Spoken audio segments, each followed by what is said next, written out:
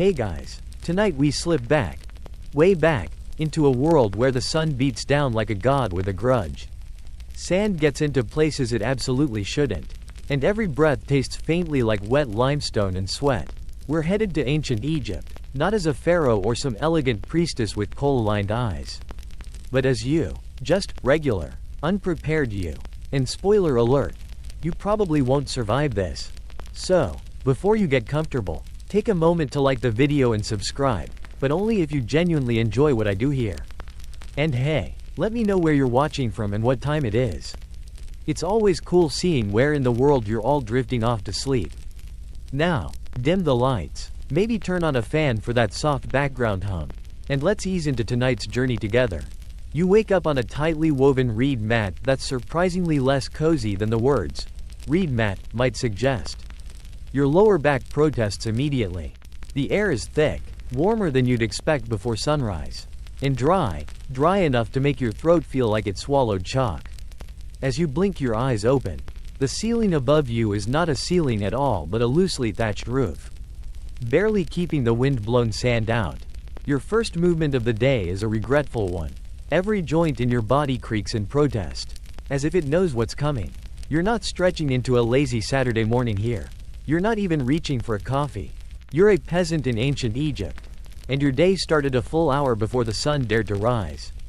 There's work to do, and if you're late, someone will notice, and by notice, we mean punish. Your hut is small, mud brick walls, roughly hewn, and shared with at least 5 other family members.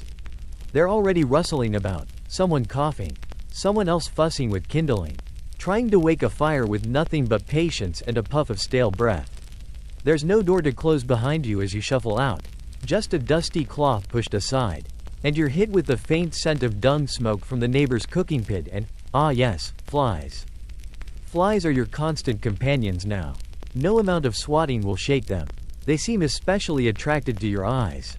And no, there's no bug spray, not even a peppermint oil diffuser. You are the diffuser. Outside, the sky is a velvet purple, the horizon slowly bleeding into warm orange. That cursed beauty again, Egypt. Ancient and majestic, ready to crush you gently beneath its divine elegance. Your feet slide into worn leather sandals, the kind that barely count as protection. The ground beneath you is a mix of compacted dirt and crushed straw and something else. Is that? Yes, crushed bits of shell and bone. It turns out a few millennia of habitation leave quite the archaeological footprint. The ancients didn't have trash pickup, so the detritus of yesterday becomes the ground you walk on today. As you head toward the river's edge, you carry a clay jar on your shoulder. Not for Instagram, for water. The Nile is your life, your refrigerator, your bath, and, when the hippos aren't looking, your lifeline. It's also colder than expected in the morning. Your bare arms get goosebumps as you crouch at the bank, dipping the jar just so to avoid the algae. You remind yourself not to slip, not to splash, and most importantly, not to think about what's upstream. The crocodiles? Sure, that too, but also the fact that bathing and defecating happen in the same river, often simultaneously. But hey, at least it's natural. Once you lug the jar back, your arms aching in that fun, I was not built for this kind of way. It's time for the morning meal. You don't sit down to a plate. You kneel by the cooking fire. Your eldest sibling hands you a chunk of bread, a fist-sized portion baked hard enough to double as a weapon. The edges scratch the roof of your mouth, but you chew it anyway. With it comes a cup of fermented barley beer, not the pub kind. It's thick, like liquid bread, and has floaties in it. Protein, they say. Some days there's honey. Not today. While you eat, someone nearby sneezes, loudly. Nobody blesses them. Superstitions aren't always that polite here. Instead, a grandmotherly figure spits 3 times over her left shoulder and mutters a charm to ward off evil spirits. You try not to laugh, mostly because she could curse you with that same spit before you finish breakfast. Let's pause to consider the scene. Sand in your teeth, sweat already forming in the small of your back, and a superstitious ant ready to hex you for looking sideways at a lizard. How's that air-conditioned modern apartment looking now? You finish your meal just as the sun finally crests over the rooftops. Time to head to your assigned labor station today. That's quarry duty, because when you live under Pharaoh's rule, the word job, is interchangeable with lifelong physical sacrifice. You walk in a slow-moving group of peasants, adults, teens, even some children, toward the sandstone cliffs on the horizon. Your muscles already feel tired, but you pretend not to notice. Nobody complains here. Complaints are an invitation for the overseer's stick. You glance up at the sky. It's turning that blinding color of white gold that only Egypt does so well. And it's barely 6 a.m. You feel a bead of sweat trickle down your temple. And you know from experience that this is just the start. The real heat doesn't hit until mid-morning. And then it hits. Reaching the quarry, you grab a primitive chisel, a dull wedge of copper, and a wooden mallet. Your task? Help shape the blocks that might one day become part of someone else's tomb. Not yours, of course. You'll be lucky if you're buried at all. And even then, it might just be a hole with a rock on top labeled, "Worked hard." You strike the copper wedge. The sandstone resists. You strike again, and again. Each thud jars your bones, making your teeth hum slightly in your jaw. Dust billows. You're not wearing goggles. You're not even wearing sleeves. A nearby worker coughs, a dry, rasping sound. Everyone hears it. Nobody reacts. Respiratory illness is normal. So is losing fingers. So is dying quietly before 40.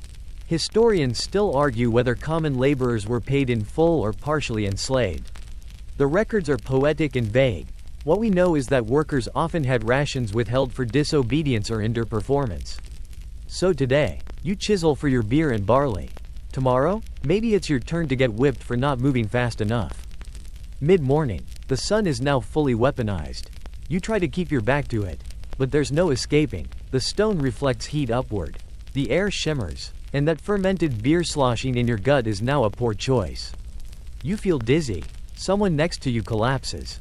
The overseer yells, not with concern, just irritation. Another man is brought forward to take his place. Work doesn't stop for your petty human frailty. At one point, you excuse yourself to pee. There's no bathroom. You find a rock with a bit of shade. Try to shield yourself from view. And do your business while fanning flies off with your free hand. Modesty? Not a high-ranking concern here. You return to the quarry and resume your task. Time blurs. Chisel. Hammer. Chisel. Blink. Sweat. Repeat. Eventually, mercifully, you're told to stop. Not because the work is done. Just because it's nearly noon. And even pharaohs can't fight the sun. You sit. You pant. You sip from a waterskin that tastes faintly of goatskin and regret. And you wonder, not for the first time, why every artistic rendering of this era makes it look so majestic. There's nothing majestic about raw hands and dehydration. Nothing glorious about sand in your ears. But this is your life now. And it's only breakfast. You barely rest your legs before someone barks at you to move again. No, it's not time to return home, it's just time to shift tasks. The midday heat may pause the quarry chiseling, but it doesn't mean a full break. Not here, you've got cargo to carry. The overseer points toward a stack of baskets filled with rubble and loose sandstone. You and two others hoist one onto your back, securing it with a rope that cuts sharply across your chest. It smells of ancient mildew and someone else's sweat, which, statistically, is probably true. These baskets get reused until they fall apart, and sometimes even after that. As you walk, you notice something odd about the ground beneath your feet. It crunches in a peculiar way. You pause for a moment to glance down, and there it is again. That unsettling truth. The sand isn't just sand. Centuries of human activity have turned the soil into a mishmash of fine yellow dust. Broken pottery, charred fish bones, beads, and the occasional tooth. Not animal, human. You nudge a shard with your sandal and realize it's part of a faience amulet. Maybe once worn to ward off disease or invite fertility. Now it's just trampled trash beneath your journey. This is Egypt, beautiful, eternal, and quietly brutal. The living shuffle across the detritus of the dead. No fancy sarcophagus for most of the population. You might be laid to rest in a mass grave or, if you're unlucky, not at all. Bodies decompose quickly in this heat if no one tends to them. And wild dogs aren't known for their reverence. Still, the culture is obsessed with death. You pass a low-relief carving on a wall that shows a nobleman being weighed by Anubis. His heart on one scale, a feather on the other. You don't even need to read hieroglyphs to get the message. If your heart isn't lighter than a feather, you're in trouble. But there's an irony here. Because the average Egyptian, you, right now, doesn't get scales or feathers. You'll be lucky if someone even remembers your name. A man beside you jokes quietly that the rubble you're carrying might be from a collapsed tomb. They say, he whispers, that reusing temple stones is bad luck. Spirits get restless. You raise an eyebrow but say nothing. You don't exactly have the energy to debate metaphysics at the moment. But part of you files the thought away, another weird superstition. Like crocodile dung sunscreen or protective hippo amulets. Yes, they're real. No, they don't work. You finally reach the dumping site, a wide pit, half filled with debris. You throw your basket down, wincing as the rope finally loosens its grip from your shoulder. The skin there is already raw. Another layer of you left behind on the job. As you sit, catching your breath, a gust of wind picks up. It lifts a flurry of dust into your face. And, lucky you catch a bit of it directly in your eyes. You rub them with the back of your hand, only to realize your hands are covered in stone grit and possibly camel dung. Cue the burning. There's a reason ancient Egyptians wore so much eye makeup. Not just for glamour. They believed coal warded off infection. Which, oddly enough, it might have. Thanks to the lead content that slowed bacterial growth. Historians still argue whether it was an accidental benefit or an early understanding of medicinal mineral properties. But you, right now, have no makeup. Just an itchy eye and a rising headache. You're finally given permission to return to the village. Not out of kindness, just logistics. The sun is now a vengeful orb. And working in it becomes less efficient than letting workers rest. You walk the dusty path back. Your legs like sand-filled sacks. The arch of your foot aching with every step. As you approach the outskirts of the village, you pass a group of children chasing a hoop with a stick. Their laughter cuts through the heat like a cool breeze. And for a moment, you forget your misery, until a low rumble beneath your feet reminds you of something else. The ground isn't stable. Remember how we said the sand wasn't just sand? Well, ancient Egypt was full of collapsed tombs, hidden burial shafts, and underground chambers built hastily or repurposed over centuries. You step a little too hard on a discolored patch of earth, and your left leg sinks 6 inches into the ground, just enough to send your heart into your throat. You scramble back, heart pounding. It's just a shallow pit, maybe an old cooking hole or a collapsed storage jar. But it's enough to remind you, the ground here has a memory. One wrong step, and it could become your grave. You walk more cautiously the rest of the way. Back in the village, you find a small trough of water set out for washing. It's lukewarm, used by others before you, and swarming with tiny bugs. But you dunk your hands anyway, rubbing off the grime and trying not to think about all the bacteria you just made new friends with. Someone nearby is singing. It's not a tune you recognize, but the rhythm is calming. Ancient Egyptian songs often used minor scales, with lyrics about gods, fields, or love, though some were surprisingly cheeky. One popular line went something like, "My desire for you is like bread for beer," which is probably the smoothest pickup line of 1300 BCE. You settle down on a low stone wall. Your muscles are twitching from overuse.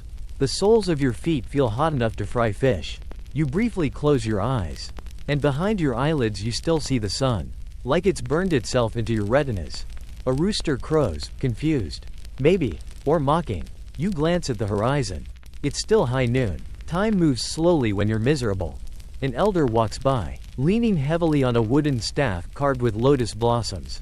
You nod politely. He says nothing, but taps the ground rhythmically as he goes. You wonder how many more years he's got. Maybe he wonders the same about you. And somewhere, not far off, someone is yelling again. Another fight? A worker caught stealing a fig? You don't know. You don't really care. All you know is, your eyes are burning, your mouth is dry, and the sand has found its way, yet again, into your everything. But hey, at least no one's died yet today. You stand slowly. There's still time left in the day. And still plenty of ways for it to get worse. Time to check on the animals. Your family keeps a few goats, one of which has a personality somewhere between a hungry toddler and a bad roommate. It tries to headbutt you the moment it sees you. You sidestep. Barely. You refill their trough with water from the Nile jar.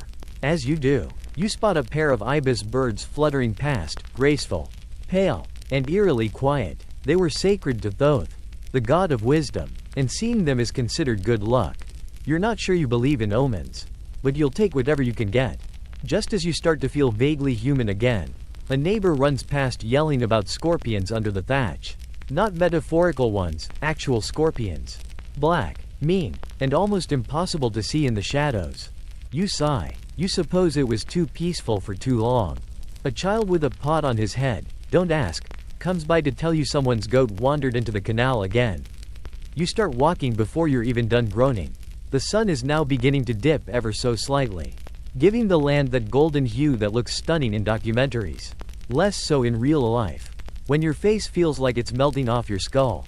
On your way, you step on something crunchy.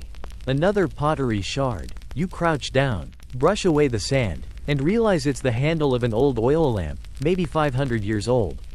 Maybe 5. You can't read the markings. But the ghost of whoever dropped it probably couldn't either.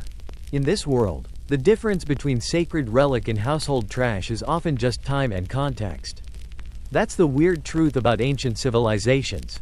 What's now behind museum glass was once someone's daily headache. Just like your job. And with that comforting thought, you reach the canal and coax the goat, successfully this time, back toward the village. It trots ahead of you. Smug and ungrateful. You, meanwhile, are collecting fresh scratches from reeds and fresh irritation from literally everything else. The sun is now descending fast. Evening is on its way. And with it comes dinner, if you're lucky. And maybe, just maybe, sleep. But for now, you've survived another blistering stretch of a day. The sand beneath your feet? Still not just sand, but it doesn't matter. You don't walk on it anymore. You live in it. Dinner, such as it is, begins without ceremony. You're back at your family's dwelling, a low mud brick rectangle with little ventilation. Filled with the sounds of breathing, rustling, and flies that refuse to take the hint. The heat still lingers, hanging thick like a wet linen sheet just pulled from a smokehouse. Your stomach growls, and your expectations are low. You don't eat for pleasure in ancient Egypt. You eat because your body demands fuel. Still, there's a certain satisfaction in watching a pot of lentils bubble quietly over a small fire pit. You can almost pretend it smells good. Almost. The bread, if we're being generous, is chewy. It was baked this morning, but without yeast and in ovens that look like upside-down clay beehives. You have to tear it apart with real effort. Your teeth work double shifts just trying to get through the crust. And inside? It's dense, heavy, and yes, gritty again. That sand-to-bread pipeline is relentless. Historians agree that ancient Egyptian bread was often laced with bits of stone and ash, accidental, of course, because the flour was ground using sandstone querns. Over time, this wore down not just the tools but the people. Archaeological evidence shows severely ground down teeth in mummies, even in relatively young adults. You probably shouldn't chew on your dinner like it's a whetstone. But here we are. You wash it down with another cup of beer. Not the foamy, hoppy kind that your modern palate might recognize. No, this is ancient beer, fermented barley mash, thick as porridge, and stored in clay jars sealed with cloth and beeswax. There's a reason people used straws. And it wasn't just style. You're basically sipping through sediment. The lentils, once scooped with fingers, are fine, bland, but filling. No spices, no onions today. Those are luxury goods. And this isn't payday. You savor the warmth in your belly because that's the best it gets. Someone in your family, a cousin or maybe an aunt, it's hard to keep track, laughs and tells a joke about Ra's chariot breaking down mid-sky. Hence the long afternoon. You chuckle, not because it's funny, but because it feels good to laugh at anything. You haven't sat this still all day. Your hands stop trembling eventually. Once the meal is over, you help clean up, which means licking your fingers, swatting the flies away from the empty bowl, and wiping things down with a scrap of linen that's been rinsed so many times it's practically translucent. There's no soap, not yet. Soap, as you know it, won't become a common hygiene staple until much later in human history. Ancient Egyptians used natron, a kind of natural salt compound, when they could get it. Otherwise, sand, more sand, always sand. And bathing? Oh, sweet summer child. You might get to splash yourself with Nile water tomorrow. If no one's washing laundry in it. Which, of course, they always are. You retreat to the roof as the day cools down. Most mud brick homes have flat rooftops, ideal for catching breezes and escaping the claustrophobic warmth of indoor spaces. Up here, the stars are beginning to wink through the purple haze of dusk. They don't twinkle, too dry for that. They just glow steadily, like distant coals. You lie down, arms crossed behind your head, listening to the soft murmur of nearby conversations. A baby cries somewhere, a man shouts drunkenly, a woman sings, her voice lilting and strange, rising like incense through the night air. There's something weirdly comforting about the quiet chaos. You know everyone here, more or less. You know who fights, who flirts, who has a secret stash of figs. It's a small world wrapped in sand and sweat and superstition. Someone points to Orion's belt, or what Egyptians called Sa, the soul of Osiris. There's a hush, then a small prayer. The stars weren't just pretty decorations. They were gods, stories, warnings. Your ancestors charted them carefully. And you? You try to remember which one signals the harvest, and which foretells bad floods. You're not quite sure, but you are sure of this. That giant scarab that just crawled across your foot is too big to be real. You jerk your leg instinctively, startling a lizard nearby who is minding its own business. It scurries off into the dark. You're left blinking, heart racing slightly. Bugs. They rule here. You settle again, though your skin now itches from imagined bites. Tomorrow will come early. You should sleep, but your mind races. A whisper of wind brings with it the scent of the fields, straw, dung, maybe even crushed lotus if you're lucky. You breathe it in and imagine what it would be like to rest somewhere clean. Somewhere cool. A bed with feathers. A pillow. Even the thought seems absurd. Suddenly, the village dogs bark in unison. You sit up halfway, heart thudding, but it's nothing. Probably a stray cat or a jackal sniffing around. No alarms here. No guards to call. If something happens in the night, you deal with it, or you don't. The quiet returns. You lie back again, eyes scanning the night sky. And that's when you remember something. Your feet are still caked with today's dust. You'll carry it into bed with you, the same way you carried yesterday's. And the day before. You're never quite clean in ancient Egypt. It's not all bleak, of course. There's beauty here, the rhythm of life, the way the Nile flows predictably, marking time better than any sundial. The sense of shared struggle, of collective survival. It's almost poetic, until your back twinges again from the hours of lifting stone. You scratch your ankle absent-mindedly. A mosquito has found you. The bite swells almost instantly. And you know it'll itch all night. You consider swatting at it. But what's the point? One less mosquito doesn't make a difference here. You begin to drift, eyelids heavy, thoughts unfocused. You almost fall asleep, until someone nearby lets out an enormous belch. You sigh. So much for poetic. You don't wake up gently. There's no chirping birds, no soothing rays of dawn light. There's a loud bang, maybe a pot dropped, or a goat knocking over a fence again, and then someone steps on your hand as they hurry across the roof. You're up. Your back screams. Your arms ache. Your knees feel like they've aged a decade overnight. You blink, barely able to move your neck without wincing. And remember, oh right, you're still in ancient Egypt. And your mattress is a reed mat that seems to have personally offended your spine. The air is already warm. The kind of warmth that clings to your skin like damp cloth. You sit up, not because you want to, but because if you don't, someone will come yell at you to start hauling water or clearing ash from the fire pit. You stagger down from the roof using a narrow clay brick stair. There's no railing, no safety anything. One misstep and you'll tumble headfirst into the goat pen, which is, statistically speaking, how several people in the village have broken arms this year. Downstairs, the rest of the household is buzzing with the nervous tension of a workday that hasn't yet crushed them. Someone's kneading dough. Someone else is swatting flies off a sleeping baby. The fire is lit. The beer mash is being stirred. Everyone's moving like clockwork, with just enough energy to fake being awake. You're given a small bite of dried fig and half a round of bread. It's yesterday's loaf, which is really just a polite way of saying, this is hard enough to use as a discus. Breakfast. The sequel. This time, you notice the flour was milled even rougher. It's like chewing gravel, and your molars have just about had it with the prehistoric exfoliation. Still, you swallow. You always swallow. Hunger is louder than discomfort. You take a sip of beer to wash it down. Still grainy. Still thick. Still, weirdly sour today. You set the cup aside, trying not to imagine how long it's been sitting uncovered. A fly lands on the rim and dares you to say something. But there's no time to reflect. The elders are organizing laborers. And guess what? You're on stone hauling duty again. Oh joy. By now, your muscles have accepted that this is just life. You wrap a linen cloth around your head to shield your scalp from the rising sun. Grab your sandals, and head out with the others. The dust kicks up around your feet as you walk, forming low, lazy clouds that cling to your calves and sneak into your sandals like uninvited guests. On the way to the construction site, yes.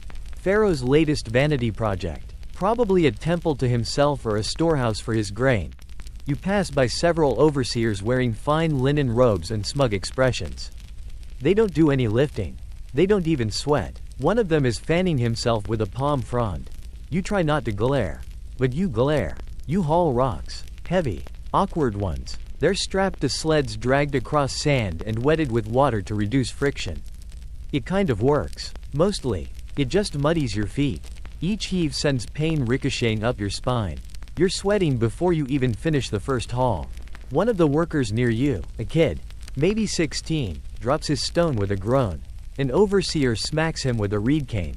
Not hard enough to injure, but definitely hard enough to humiliate. The kid picks it up again. Red-faced. You keep hauling. There's a rhythm to it. Push, pull, pant, push, pull, pant. Occasionally, someone coughs hard enough to double over.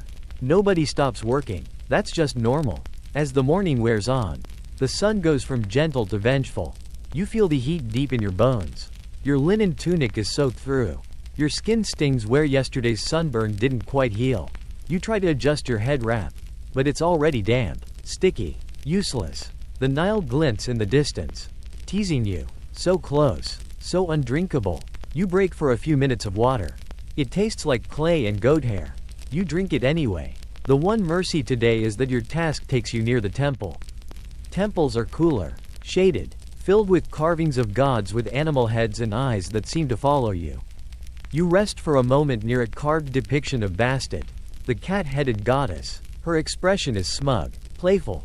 You whisper under your breath, "Lend me your strength," because why not? Cats are better off than you. Revered, pampered, fed. You, meanwhile, are collapsing. Someone mentions in passing that a noble's funeral procession is happening today. You consider sneaking away to watch. Not because you care, but because funerals mean crowds. Crowds mean food. Or, at the very least, less supervision. You sneak off. A crowd has already gathered near the village edge. Flute players squeal out a mournful tune while women beat their chests and wail theatrically. The body, wrapped in linen and adorned with amulets, is being carried on a bier toward a boat. The procession is bound for a tomb on the west bank, where the sun dies. You notice something curious. The mourners are all barefoot. It's a sign of grief. Yes, but also practicality. Sandals are expensive. As the procession passes, someone tosses a handful of natron into the air, a purification ritual. The fine white dust sparkles in the light for a moment before settling on your skin. It smells sharp, mineral, clean in a way nothing else does here. You feel vaguely envious of the dead. Historians still argue whether everyday Egyptians truly believed in the entire pantheon or just went along with it for survival. One thing's clear though, death was never the end. It was a journey, a test, a second job you had to prepare for. Meanwhile, you can't even prepare for lunch. You return to your group just in time to avoid punishment. They're too tired to scold you anyway. You join in hauling smaller stones now, interior decoration. Supposedly, you spot one with etchings already started, lotus petals. Probably, you think about how long it'll take to finish just that one panel. Days? Weeks? By then, you'll be back in the fields anyway. Or sick, or worse. Around midday, your group is allowed to rest again. You huddle in the shadow of a wall. There's no shade, really, just less sun. Someone fans themselves with a broken reed mat. You lie back, eyes closed, hoping to steal a few moments of sleep. But sleep is impossible. The ground is hot. The flies are aggressive. A nearby goat is defecating loudly. This is not the serene desert fantasy of modern Egypt brochures. There are no golden halos of light. Just grit, sun and survival. You get up again. By late afternoon, the work shifts. Some are sent to grind grain, others to collect thatch. You're chosen to help move supplies to the priest quarters. You nod and obey, because refusing is unthinkable. But inside, you mutter curses in 3 dialects. The priest's chambers are absurdly nice. Cool stone floors, fresh incense. Someone is pouring water from a painted jar into a bronze basin just because they can. You spot a small stack of scrolls. Their reeds tight and clean, probably containing hymns, tax lists, or star charts. You will never read them. Most peasants in Egypt never learned to read. Hieroglyphs were sacred, elite. Reading and writing were for scribes. And scribes were untouchable. You could live your whole life obeying signs and orders you couldn't even understand. Still, you eye those scrolls with longing. To understand them would be to unlock the world. Instead, you're asked to scrub a step with a damp cloth. So you do. As the sun begins to slip lower, the temperature softens. A cool breeze drifts in from the river. You pause, for just a moment, to breathe deeply. And for once, it doesn't smell like sweat, rot, or animals. It smells like reeds. You smile. Then someone yells at you to go pick up goat droppings. You stop smiling. Welcome to ancient Egypt, land of pyramids, land of gods, land where even taking a deep breath feels like a rebellious luxury. Let's not kid ourselves. You're not here to build pyramids. That myth makes it sound like every peasant in Egypt was a stonemason with a side hustle in divine architecture. Truth is, you'll probably never get within sneezing distance of a pyramid unless you're hauling something for someone important enough to be buried in one. And let's be even more honest, you're not important. You're not royalty. You're not a priest. You're not a scribe, artisan, or musician. You're a cog in Pharaoh's glorious, sand-covered, sweat-streaked empire. A replaceable part. If you stub your toe too hard and can't work, someone else will be standing in your spot by morning. But you've made it to late afternoon. And you're not limping much. So congratulations. It's time to check in with your overseer for your next assignment. Because in ancient Egypt, the job doesn't stop until the sun completely taps out. You're sent toward the fields, not to farm, but to help ferry bundles of papyrus reeds back toward the workshop.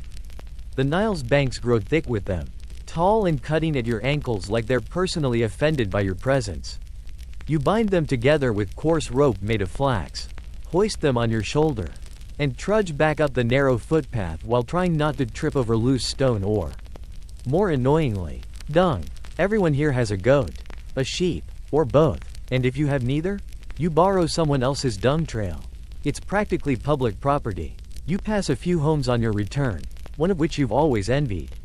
Not because it's fancy, it's still mud brick, like yours, but because they have a bit of shade at the front and a ceramic pot full of cool water set out for guests. You're not a guest, but you swipe a sip anyway. Ancient Egyptian hospitality, right? Inside your head, you compose a sarcastic little hymn to Pharaoh. O divine one, who needs neither rest nor lunch, bless me with fewer paper cuts from these demon reeds. You reach the workshop just as a group of boys runs past. Laughing. They're probably apprenticing with craftsmen, woodworkers, perhaps, or metal sculptors. You used to dream about that path. Learning a trade, being called something other than boy or you. But trades require connections, and your family's not quite high enough on the ladder to afford ambition. So here you are, reed porter, occasional goat wrangler, aspiring not to pass out before sunset. The man running the workshop waves you in. You nod, drop the papyrus, and start sorting it by size. Some of it will be dried and split for scrolls. Others turned into cords, mats, or fuel bundles. Every part gets used. Nothing is wasted, except, possibly, your youth. Your hands are nicked from the haul. You pick a splinter out with your teeth and spit it onto the floor.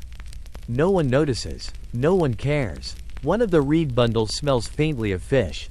You don't want to know why. You move it to the bottom of the pile and pretend it never existed. As the sun dips lower, casting long, gold-pink shadows over the village, the air finally shifts. It's cooler. Not cool. Mind you, Egypt doesn't really do cool, but less like you're being slow roasted alive. You take a moment to stretch your shoulders, which respond with audible cracks. You shuffle outside, where a few neighbors are gathering to chat before dinner. You join, mostly because standing still with people who aren't yelling at you is rare and vaguely therapeutic. Someone's talking about a scribe who came to town last week, measuring land and noting grain stores. Everyone's anxious. Scribes don't visit for fun. They come to assess, to tax, to take. The last time one came through, 3 families had their grain ration cut, due to reporting discrepancies. You remember the crying, and the shouting. Historians still argue whether these assessments were fair or if corruption was baked into the system. The records show high efficiency, but written by the scribes. Go figure. A woman nearby mentions that her cousin in Memphis once worked in the palace kitchens. Real food, she says wistfully. Meat once a week, onions, even garlic. You listen with wide eyes, chewing on your memory of lentils and sand toast. Dinner is almost ready. The scent wafts from the open doorways. Barley porridge. This time with a few scattered lentils and, if your nose isn't lying, a hint of leek. You help gather dried dung to fuel the fire. Not glamorous, but necessary, and surprisingly efficient. Dried animal waste makes a consistent, smoky flame that doesn't need much tending. As you feed it into the hearth, you try not to breathe deeply. Your youngest sibling, or possibly a nephew, again. Family trees blur fast around here. Tugs at your tunic and asks if you'll help him learn the Pharaoh game. It's a simple board game using pebbles and scratched lines. You sit with him in the dirt, drawing patterns, placing stones, pretending not to notice how much your back aches from crouching. It's peaceful, almost, until the neighbor's goose escapes again. Chaos ensues. You're recruited to chase it, which sounds silly until it bites you. Geese, as it turns out, are not sacred, but they should be feared. You hiss in pain, and someone laughs. Maybe you'll get a scar. They say, then we'll all know you were in the Great Goose War. You glare, but your heart isn't in it. It's kind of funny. Dinner's ready. You sit cross-legged on a woven mat, share your bowl with a sibling, and eat in near silence. The porridge is edible. The leeks are real. The satisfaction? Minimal. But the hunger fades. And now, the best part of your day, nothing.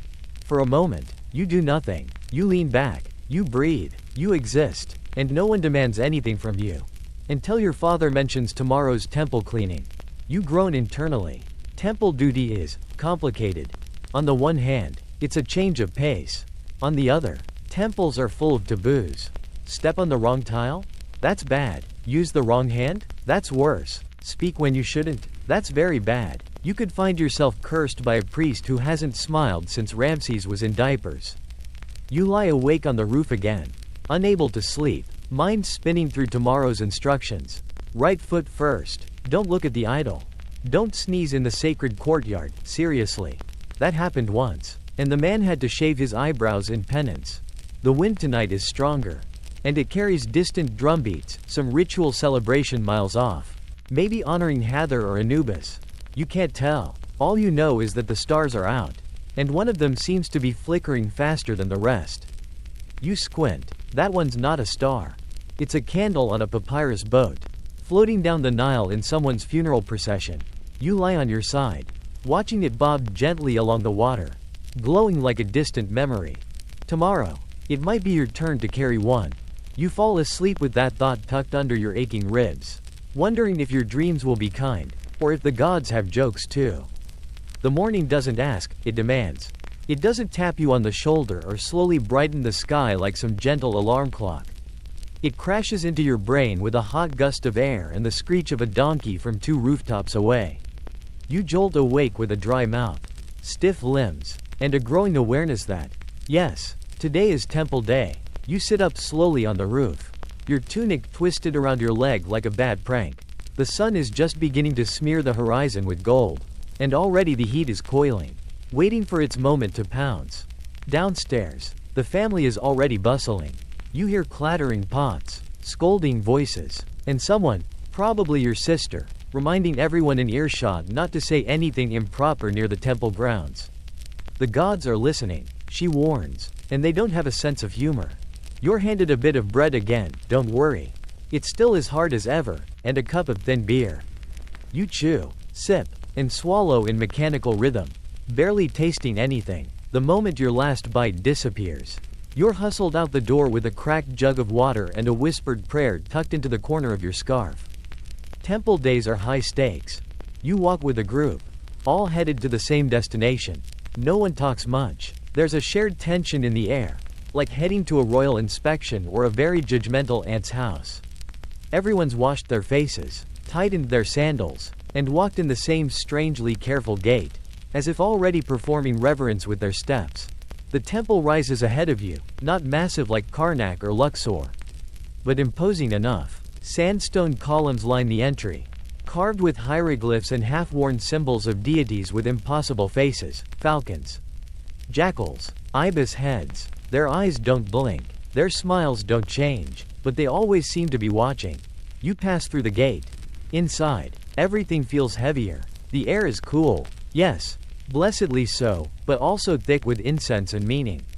A priest stands by the entrance, silent, eyes narrowed. His linen robe is whiter than anything you've ever owned, and he holds a curved staff he probably doesn't need, but uses anyway, just for the look. You bow your head. He says nothing. That's probably good. Your task today: clean the outer courtyard, not the inner sanctuary.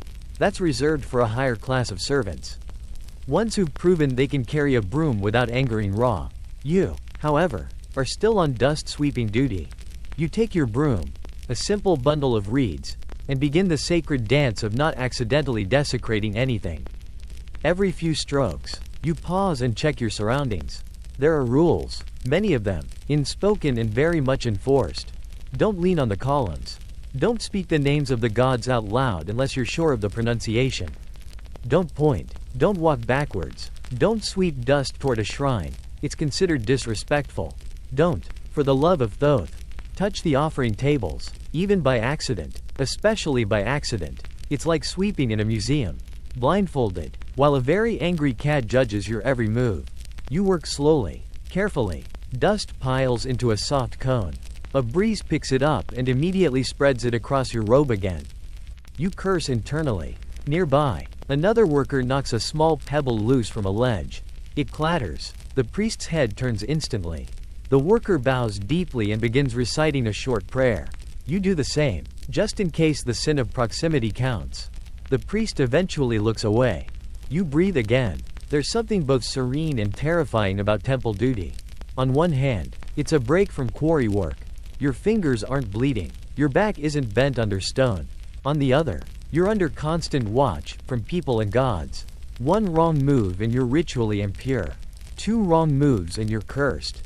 3? Well, let's just say you probably won't be invited back. You glance up at the walls. The reliefs are intricate, scenes of Pharaoh communing with gods, receiving onks and being offered incense. You spot a depiction of Sekhmet, lion-headed and fierce, standing over a battlefield. Her eyes seem to burn even in the dim light. You wonder, briefly, what she'd think of your sweeping technique. As you move toward the outer perimeter, you find yourself alone in a shadowed corner. It's quieter here, cooler. You take a moment, lean against the wall, lightly, very lightly, and close your eyes. The silence here is thick. You can almost hear the past breathing through the stone. Then a voice behind you whispers, "Careful, that's where the god sleeps." You jump, turn. It's just another worker. Older, with a grin that's half toothless. "Just kidding," he says, and keeps walking. You don't find it funny. Your heart is still racing. Historians still argue whether temple workers were deeply spiritual or simply terrified of being fired, or smote. The line between piety and survival was often blurred. For you, it's both. You definitely believe in the gods. But also, you just really don't want to end up on a priest's bad side. You finish sweeping your area and head toward the water basin for purification. The water is warm, smells faintly of lotus, and is used by everyone. You rinse your hands, pat your face, and feel something like relief settle on your shoulders. As you leave the courtyard, you pass a room where the real priests are gathered. You're not allowed inside, but you glimpse through the curtain, painted walls, shining brass, a statue of Osiris draped in fine linen. It's beautiful, impossibly serene. You want to stay, just to look, but someone coughs behind you, and you keep walking. Outside again, the sun stings your eyes. You squint and head back toward the village. Your shift is done, for now. The walk home is slow. Not from exhaustion, though that's certainly part of it, but from the strange weight of having been in there, among gods, even if you were just sweeping their steps. Your family notices. Someone says you smell like incense. Someone else asks if you saw a miracle. You laugh. No miracles. You say, just dust. But you lie awake later wondering if that quiet corner actually did have something sleeping in it. That night, you dream of tall columns and flickering torches and voices whispering in languages you don't understand. One of them calls your name. You wake up in sweat, unsure if it was the dream or just the heat. Probably both. You wake to the unmistakable sound of buzzing. Not voices. Not drums. Not even that one goat who seems to exist solely to ruin mornings. No, today. It's flies. Dozens of them. Maybe hundreds. They've declared your face a landing zone. You wave your hand lazily, trying to chase them off.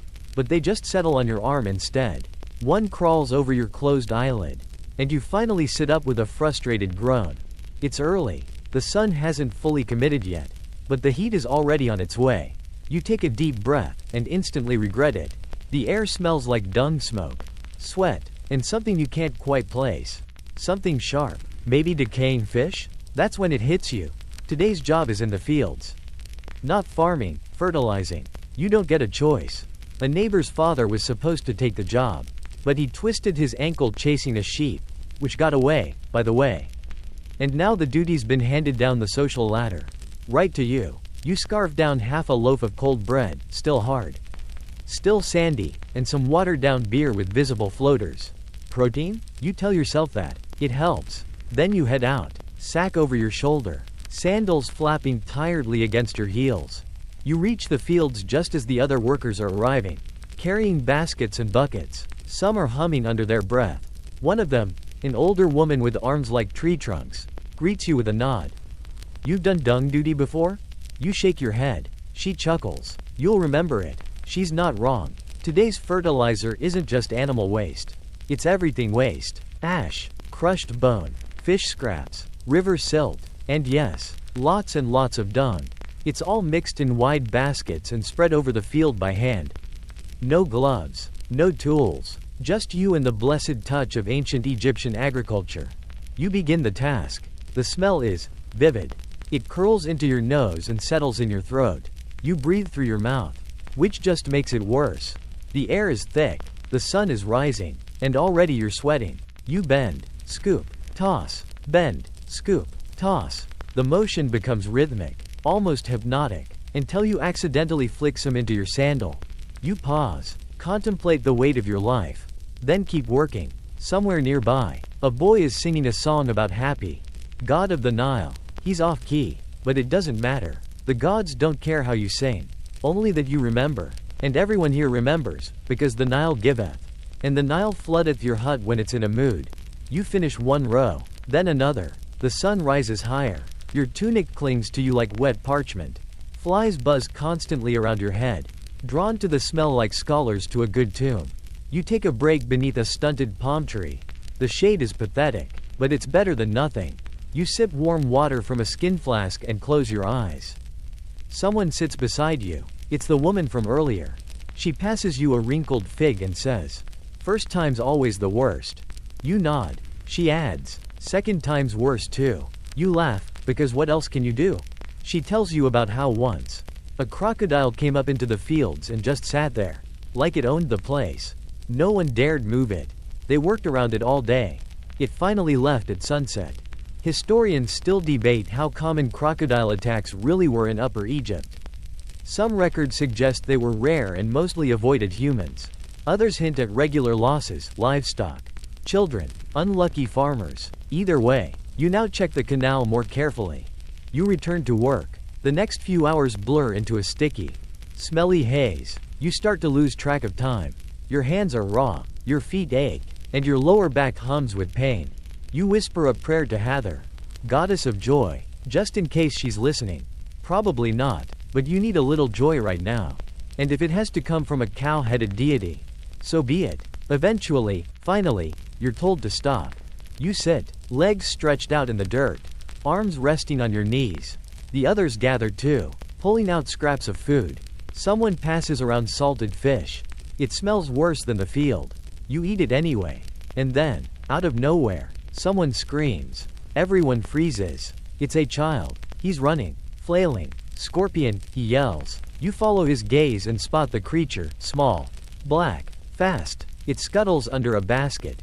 People jump up. One man crushes it with a stone. Then mutters a charm under his breath. Scorpions are no joke. You've heard stories. One sting, and if it doesn't kill you, it'll make you wish it had. Ancient Egyptians had spells, poultices, and even scorpion-shaped amulets meant to protect them from such stings. But none of them help if you're barefoot and unlucky. You tuck your sandals tighter and keep your eyes low after that. As the day winds down, you gather your things and shuffle back toward the village. Every muscle in your body is either aching or asleep. Your skin is sunburned in awkward new places. And the smell? You've stopped noticing, which, somehow, is worse. You pass a group of children playing a game with sticks and stones. One of them waves. You wave back, too tired to smile. You reach home just in time to see your aunt lighting a small lamp with oil pressed from castor beans. The flicker is soft, golden, comforting. You wash your hands, sort of. There's a basin. The water is murky. You splash it over your arms. Your neck. Not clean. Exactly. But less filthy. That's a win. Dinner is flatbread and onions. Nothing fancy. But tonight, it tastes good. Maybe because it's not fertilizer. You sit with your family in near silence. Someone hums. Someone else picks at their feet. The dog tries to steal a piece of bread and gets chased with a broom. As the stars come out, you climb to the roof again. This time with a reed mat you swear you're going to replace someday. You lie down, face to the sky, eyes half closed. The air is cooler up here. You breathe. You listen. Someone across the village is playing a flute. The notes rise and fall like a breeze. You whisper, half joking, "Osiris, next time let me be a goose." Because say what you will, those birds never fertilize fields. You wake up to shouting. Not the usual, "Someone broke a pot," shouting, or "A goat got into the bread again," shouting. This is urgent shouting, sharp, rhythmic, with an undercurrent of panic. You sit up on the roof, blinking blearily. The early light casts long shadows over the village, and a woman is running through the narrow alleyway below, yelling something about fire. You're on your feet in an instant. Fire is no small thing here. Mud brick homes may not burn easily, but thatched roofs, grain stores, and woven mats absolutely do. And once one house goes, the whole block can follow in minutes. You scramble down the stairs barefoot, stumbling once on a chipped brick, and hit the dusty ground running. Smoke curls into the sky a few streets over, thin, gray, not yet raging. You follow the crowd and arrive just in time to see a storage shed going up in flames. It's full of barley. Everyone forms a line to the well. Buckets and jars move hand to hand, past with surprising speed. You jump in without hesitation. You're sweating before you even toss your first splash onto the growing flames. The fire is eventually smothered, but not before the roof collapses. A charred wooden beam crashes to the ground, and a child cries. No one's seriously hurt, but the loss of grain? That hurts. It's someone's entire season of labor, gone in an hour. After the excitement dies down, people begin drifting back to their homes. Ash hangs in the air. You smell like smoke and wet clay. The day hasn't even started yet. Your mother hands you a cloth to wipe your face. "We'll clean later," she says, her tone already resigned. But you don't clean. Not yet. Because today, you've been assigned to laundry duty. Now, in modern times, laundry is often an annoyance, a chore postponed until underwear runs out. But in ancient Egypt, laundry is an event, a process, a fight against the very concept of dirt. You and a few others walk to the riverbank, arms full of tunics, linens, and headscarves. Some are so stiff with dried sweat and sun they practically crack when folded. You carry them all in a woven basket that smells vaguely like mold and goats. At the river, there's already a group of women knee-deep in the shallows, rhythmically beating clothes against flat stones. The sound carries down the water like drumbeats. You step in, and the water shocks your skin, cool, refreshing, and vaguely murky. Fish dart around your feet. You ignore them. You have work to do. First comes soaking, then lathering, with clay or, if you're lucky, a bit of ash soap made by someone's very clever grandmother. You scrub and pound the cloth against a smooth river rock, trying to loosen days, or weeks, of grime. It's hard. Your shoulders burn. The linen resists, folding in on itself, refusing to give up the smell of yesterday. You mutter under your breath, calling the tunic names. It doesn't help. Nearby, a woman starts singing a washing song. The others join in. It's repetitive, simple, part lullaby, part work chant. You find yourself humming along after a few verses, not quite knowing the words, but feeling the rhythm in your arms as you slam a tunic against stone. The river keeps flowing. It always flows. A frog croaks beside you. You jump. The woman next to you laughs. You smile sheepishly. Didn't know they got that big. You mumble. She shrugs. They're harmless. Unless they're sacred. You pause. How do you know if it's sacred? She leans close. If it looks at you like it knows something you don't, leave it alone. You blink, glance at the frog again, and shuffle 3 feet downstream. Scrubbing resumes. A boy on the bank throws pebbles into the water. Each plunk seems to echo longer than the last. Someone scolds him, and he runs off, laughing. Behind you, a pair of oxen slosh through the shallows, pulling a creaky cart that's leaking grain. One of them lets out a grumble that sounds like how your back feels. Historians still debate how organized these communal washings were. Some argue they were ritualized. Others think they were just improvised necessity. What's certain is that laundry wasn't just a task. It was a social moment. Gossip flowed here as freely as water. You hear snippets as you work. Did you hear about the scribe's daughter? Ran off with a fisherman. I knew she would. She always liked the smell of fish. I thought that was her perfume. Same thing. Laughter follows. You smile again. It's impossible not to. Even in the grime and mud. There's life here. Humor. Humanness. When the clothes are finally clean, or clean enough, you wring them out with aching hands and lay them flat on sun-warmed stones to dry. They steam slightly in the midday heat. You stretch. Your back crackles like dry papyrus. Your arms feel like they've been individually cursed. Your hands are pruned. But hey, your tunic is almost wearable again. You take a moment to rinse yourself in the river. Quickly, before anyone yells at you for stealing bathing time. You dunk your head, and the chill rushes over your scalp. Down your spine, you feel briefly reborn. Then something brushes your foot, and you're out of the water faster than an angry ibis. You gather the damp clothes, haul them into the basket, and trudge back to the village. By the time you return, the air smells faintly of evening cook fires, and your family is already prepping dinner. You hang the linens on a rope strung between 2 walls. A breeze picks up. They flutter like tired flags. Dinner is stew, made from lentils again, with bits of onion and a surprise strip of dried fish that nobody claims responsibility for. You chew slowly, trying not to think about laundry water. As the sun sets, you sit by the fire. Someone's playing a slow melody on a simple reed flute. The notes curl around the smoke like sleepy birds. You lie back, staring at the sky. You did it. You washed. You didn't drown. You didn't anger a sacred frog. Today is a win. And in ancient Egypt, that's more than most people get. The day begins not with sunlight or shouting goats, but with a whisper. A quiet knock at the frame of your doorless entrance. Soft footsteps on dry clay. And then the unmistakable murmur of a priest's voice. Serious and flat, like he's reciting something even he doesn't fully believe. You sit up slowly, heart sinking. A priest at dawn can only mean one thing. A ritual. You've been summoned. Not personally, of course. You're not special. But the priest needs extra hands for preparations at the smaller shrine near the village. Something about realigning offerings. Or moving jars. Or maybe reenacting a myth where a god loses his leg and gets it back after 5 hours of chanting and 2 bowls of goat fat. You don't ask questions. You just get up and follow instructions. And so begins another day of trying not to offend anyone divine. You arrive at the shrine as the sky turns pink.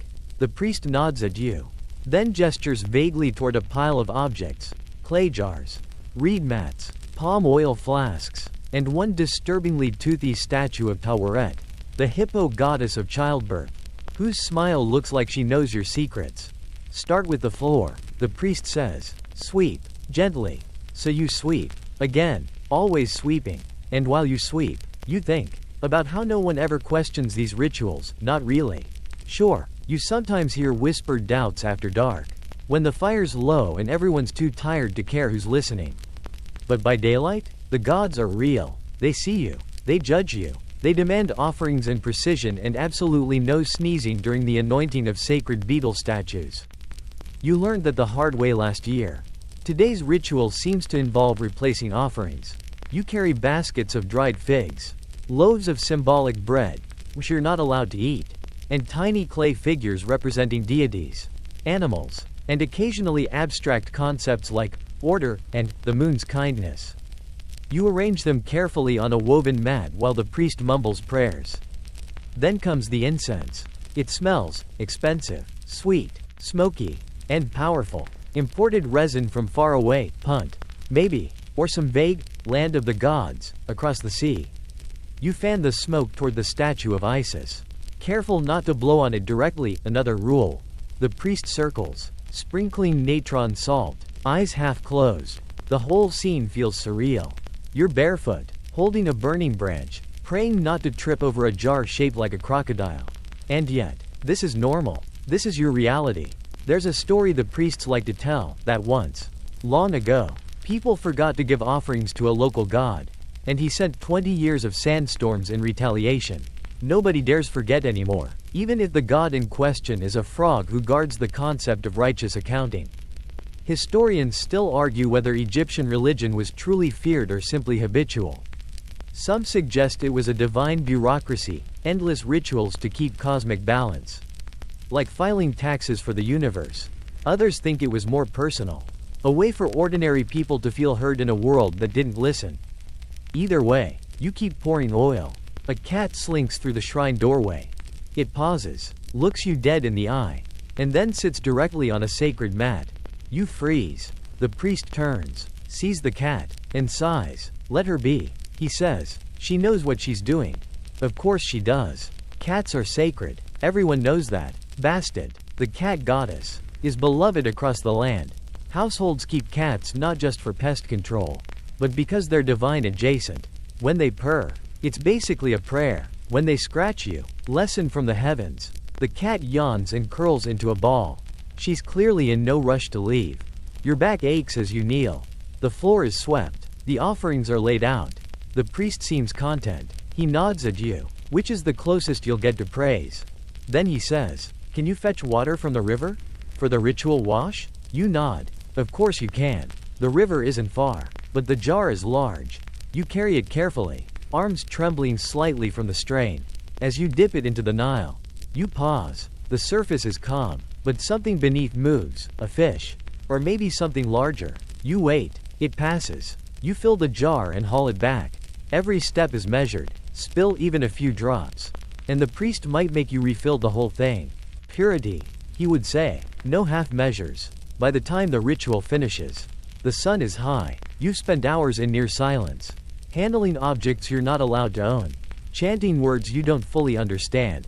And now you're done. You're dismissed with a wave. You exit the shrine, blinking into the light, feeling like you've just emerged from a particularly judgmental cave. Your stomach growls. You've had nothing but river air and smoke all morning. You head home. Lunch is waiting, somehow. Your mother's found a bit of cucumber, some mashed fava beans, and that same flatbread that never quite dies. You eat gratefully. Someone asks what the ritual was for. You shrug. Appeasement. They nod. That's always the answer. The rest of the day is yours, sort of. You're tasked with gathering reeds by the canal. Not a hard job, just tedious. You wade into the muck, pull them up one by one, shake off the clinging insects, and bundle them with rope that frays as soon as you touch it. The canal buzzes with life. Dragonflies dart, frogs sing. You spot a crocodile far downstream, barely visible, just 2 eyes and a bump. You move a little faster after that. Back home, the reeds are laid out to dry. They'll be turned into mats, baskets, maybe even scroll material. You'll probably never see them again. Dinner arrives quietly. More lentils, more bread, a sliver of dried date if you're lucky. And then, the night. You return to the roof. Body sore, soul slightly rattled. Temple days always do that. You lie back, staring at the stars. You see Orion's belt, Saw, the soul of Osiris. You whisper a short prayer. Not because you need something, just out of habit. A cat hops up beside you. Maybe the same one from the shrine. Maybe just a messenger. She curls next to your hip, purring softly, and you let the sound lull you into stillness. You're not a priest. You're not a scribe. But today, you stood in a shrine. lit incense for the gods, and made it out without sneezing on anything sacred. That's something. You fall asleep with the cat's warmth beside you, dreaming of stone corridors, flickering lamps, and a goddess with a feline smile. You wake up confused. For one glorious, fleeting moment, you forget where you are. You think, maybe, it's a rest day, or maybe someone finally decided peasants deserve to sleep in. But then you hear it, the familiar voice of your Tekken overseer, echoing down the dusty alley like doom in human form. You've heard softer growls from jackals. Get up, move. You think the temple feeds itself? Right, it's temple inventory day. Inventory might sound mild, like you're just counting grain jars and checking off scrolls with a quill in hand. That's adorable. In reality, it's a deeply unpleasant mix of lifting, sorting, cataloging, and enduring the precise wrath of a man who believes he was personally chosen by Thoth to monitor every speck of temple storage. You grab a mouthful of leftover bread, somehow drier than yesterday, sling on your linen wrap, and head toward the temple storehouse, where your boss, Tekemres, who once yelled at someone for breathing too hard near an oil jug, is already pacing. He sees you and scowls. Late. You're not. You never are. But late is his favorite greeting. The day begins with moving amphorae. Large, clay storage vessels, some empty, some filled with grain, some with oil, and a few that definitely contain old honey gone questionable. Each one is heavier than it looks. You and two others roll them across reed mats, careful not to crack the bases.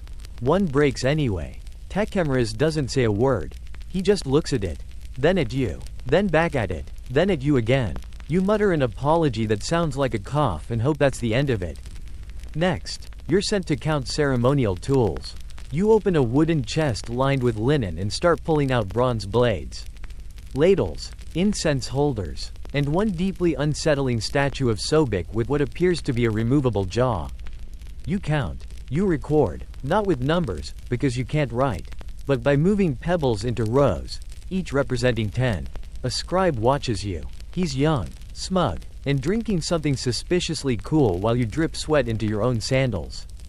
You want to swap lives with him, or at least his cup.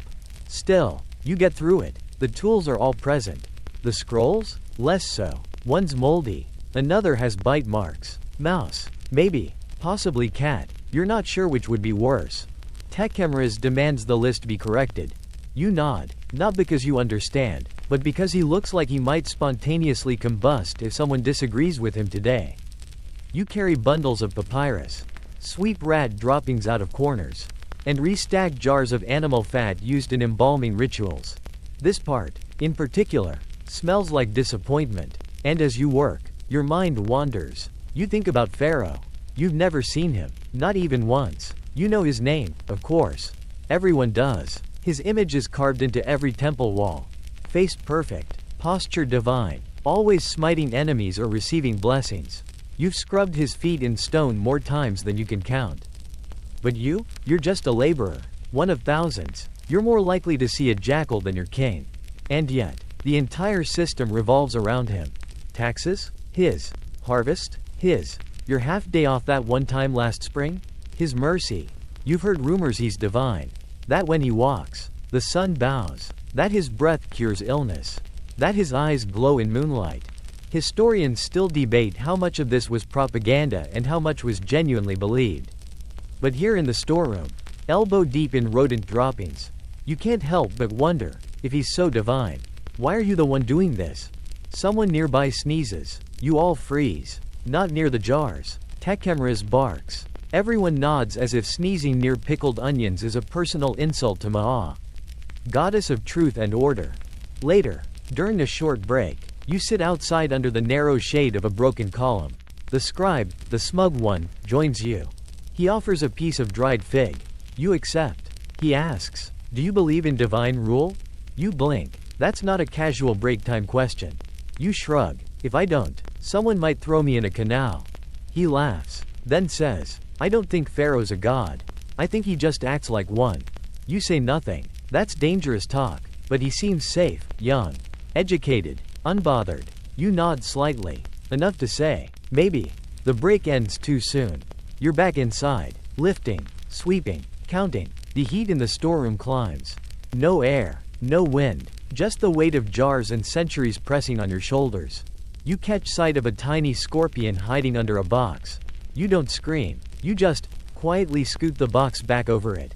Let it have that spot. You've earned yours. By the time the inventory is complete, you're coated in dust, oil, and regret. Tech cameras grunts something that might be approval. You take it. You walk home slowly. The village is buzzing with end-of-day chatter. Someone's goat gave birth. Someone else claims to have seen a comet. Your cousin insists it was just a spark from the forge. But no one listens to him. Dinner is mashed lentils. Again, but this time, with a dash of cumin. You wonder where your mother found that. She smiles and tells you not to ask. You eat. The sky darkens. Stars blink into place. As you lie down on your mat, still warm from the day's sun, you think about that scribe's question. About Pharaoh. About gods and humans and the thin line between myth and marketing. You think, if Pharaoh were here, would he last an hour in the storeroom? Probably not, but he'd look good while trying. By the time the sun's up, you already regret being alive. That's not dramatic, just honest. You've barely slept. Your legs are sore from hauling temple jars. Your hands still smell faintly like embalming fat. And the worst part? Today, you're working through the heat of noon. The foreman comes knocking before the first rooster does. There's a rush on plaster, he says, as if that sentence isn't a threat to your entire existence. Scribes need their walls smooth before the inspection. You squint. Why? He frowns at you like you've asked why water is wet. Because Pharaoh ordered it. Of course. You don't remember signing up for midday plaster duty. Probably because you didn't. But in ancient Egypt, volunteering is optional the same way breathing is. You do it. Or you face the consequences. You scarf down half a fig in 2 bites of bread so dry it might actually be evolving into sandstone. Then you stumble toward the worksite with a group of other grumbling villagers. The sun is already bright. It feels personal today. Like it's not just shining but accusing you of something. You squint at the temple wall where you'll be working. The scribes want it prepped and polished. Smooth as polished bone. Problem is, it's been drying unevenly. Yesterday's layer cracked, and someone, not you, thankfully, got yelled at so hard they may have quit mid-shift. You wouldn't blame them. The plaster is mixed in wide clay troughs, mud, straw, lime, and just a hint of doom.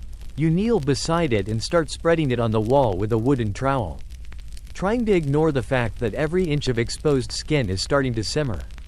Within 20 minutes, your tunic is soaked through. Your arms are streaked in gray goo. And the heat has gone from unpleasant to prehistoric oven. You try to shift into the shade. There is none. The temple wall faces east. By mid-morning, it becomes a reflective death mirror. Every ray of sun bounces off its pale surface and back into your eyes. You squint until your vision blurs. Then just close one eye and hope for the best. Next to you, a woman pauses, mouth open. You ask, "You okay?" She points up. Buzzards. You glance up. Yep, 2 of them. Circling lazily. Too early. She mutters. They shouldn't be out until later. You both go quiet. Buzzards don't usually fly until late afternoon. Heat means thermals. And thermals make flying easier. If they're circling now, something died earlier than expected. Maybe a goat. Maybe a dog. Maybe one of you. Lying face down behind a cart.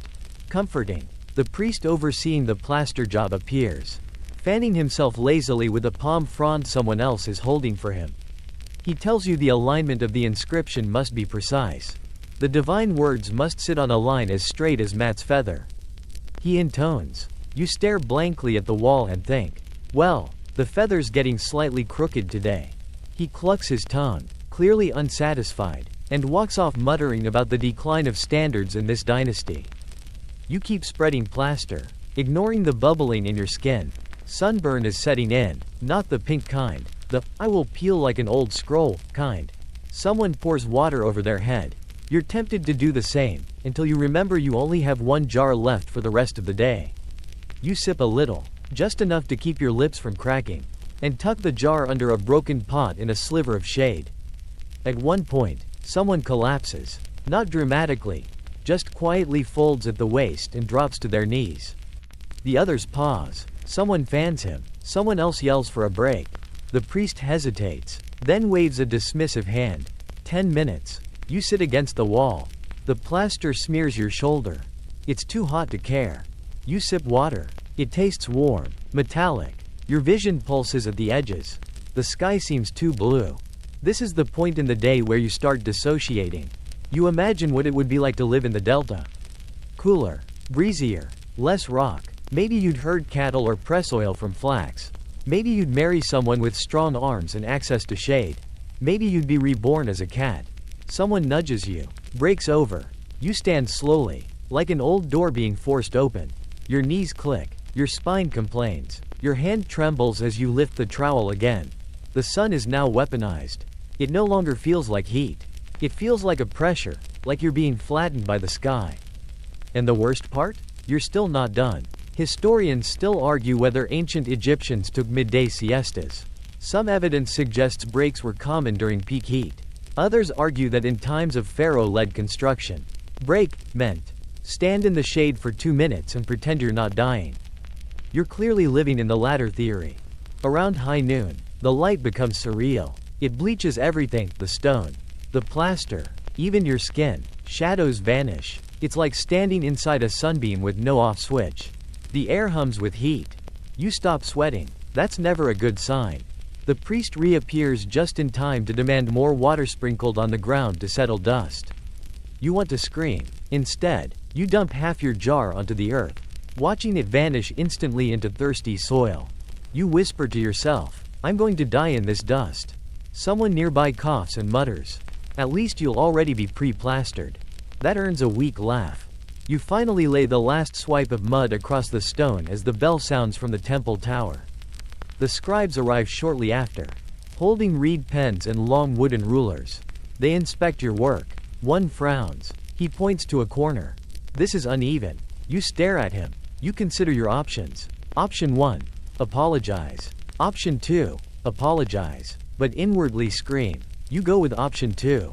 They nod, satisfied, and start drawing the first lines of glyphs across the wall. You watch them work, smooth, confident, precise. Their hands don't shake. Their brows aren't furrowed. Their clothes are still clean. One of them is barely 16. He's drawing a scene of the Pharaoh smiting enemies. Hands raised in divine glory. You know this scene. You've seen it 100 times. You helped paint one last year. Different Pharaoh. Same pose. Always smiting. Never sweating. Eventually, you're dismissed. You walk home like a ghost. Every limb twitches. Your skin hums. Your head is full of salt and heat and that strange smell of sunburned linen. At home, you pour the last of your water over your feet. It steams slightly. You chew bread. You don't taste it. Dinner is fish stew. It's warm, flavorful. You have no appetite. You lie on the roof, listening to the sounds of evening, cicadas, laughter, distant flutes, someone coughing in the alley. You stare at the stars. You think, next time someone says they want a sunny day, I'll throw sand in their face and see how they like it.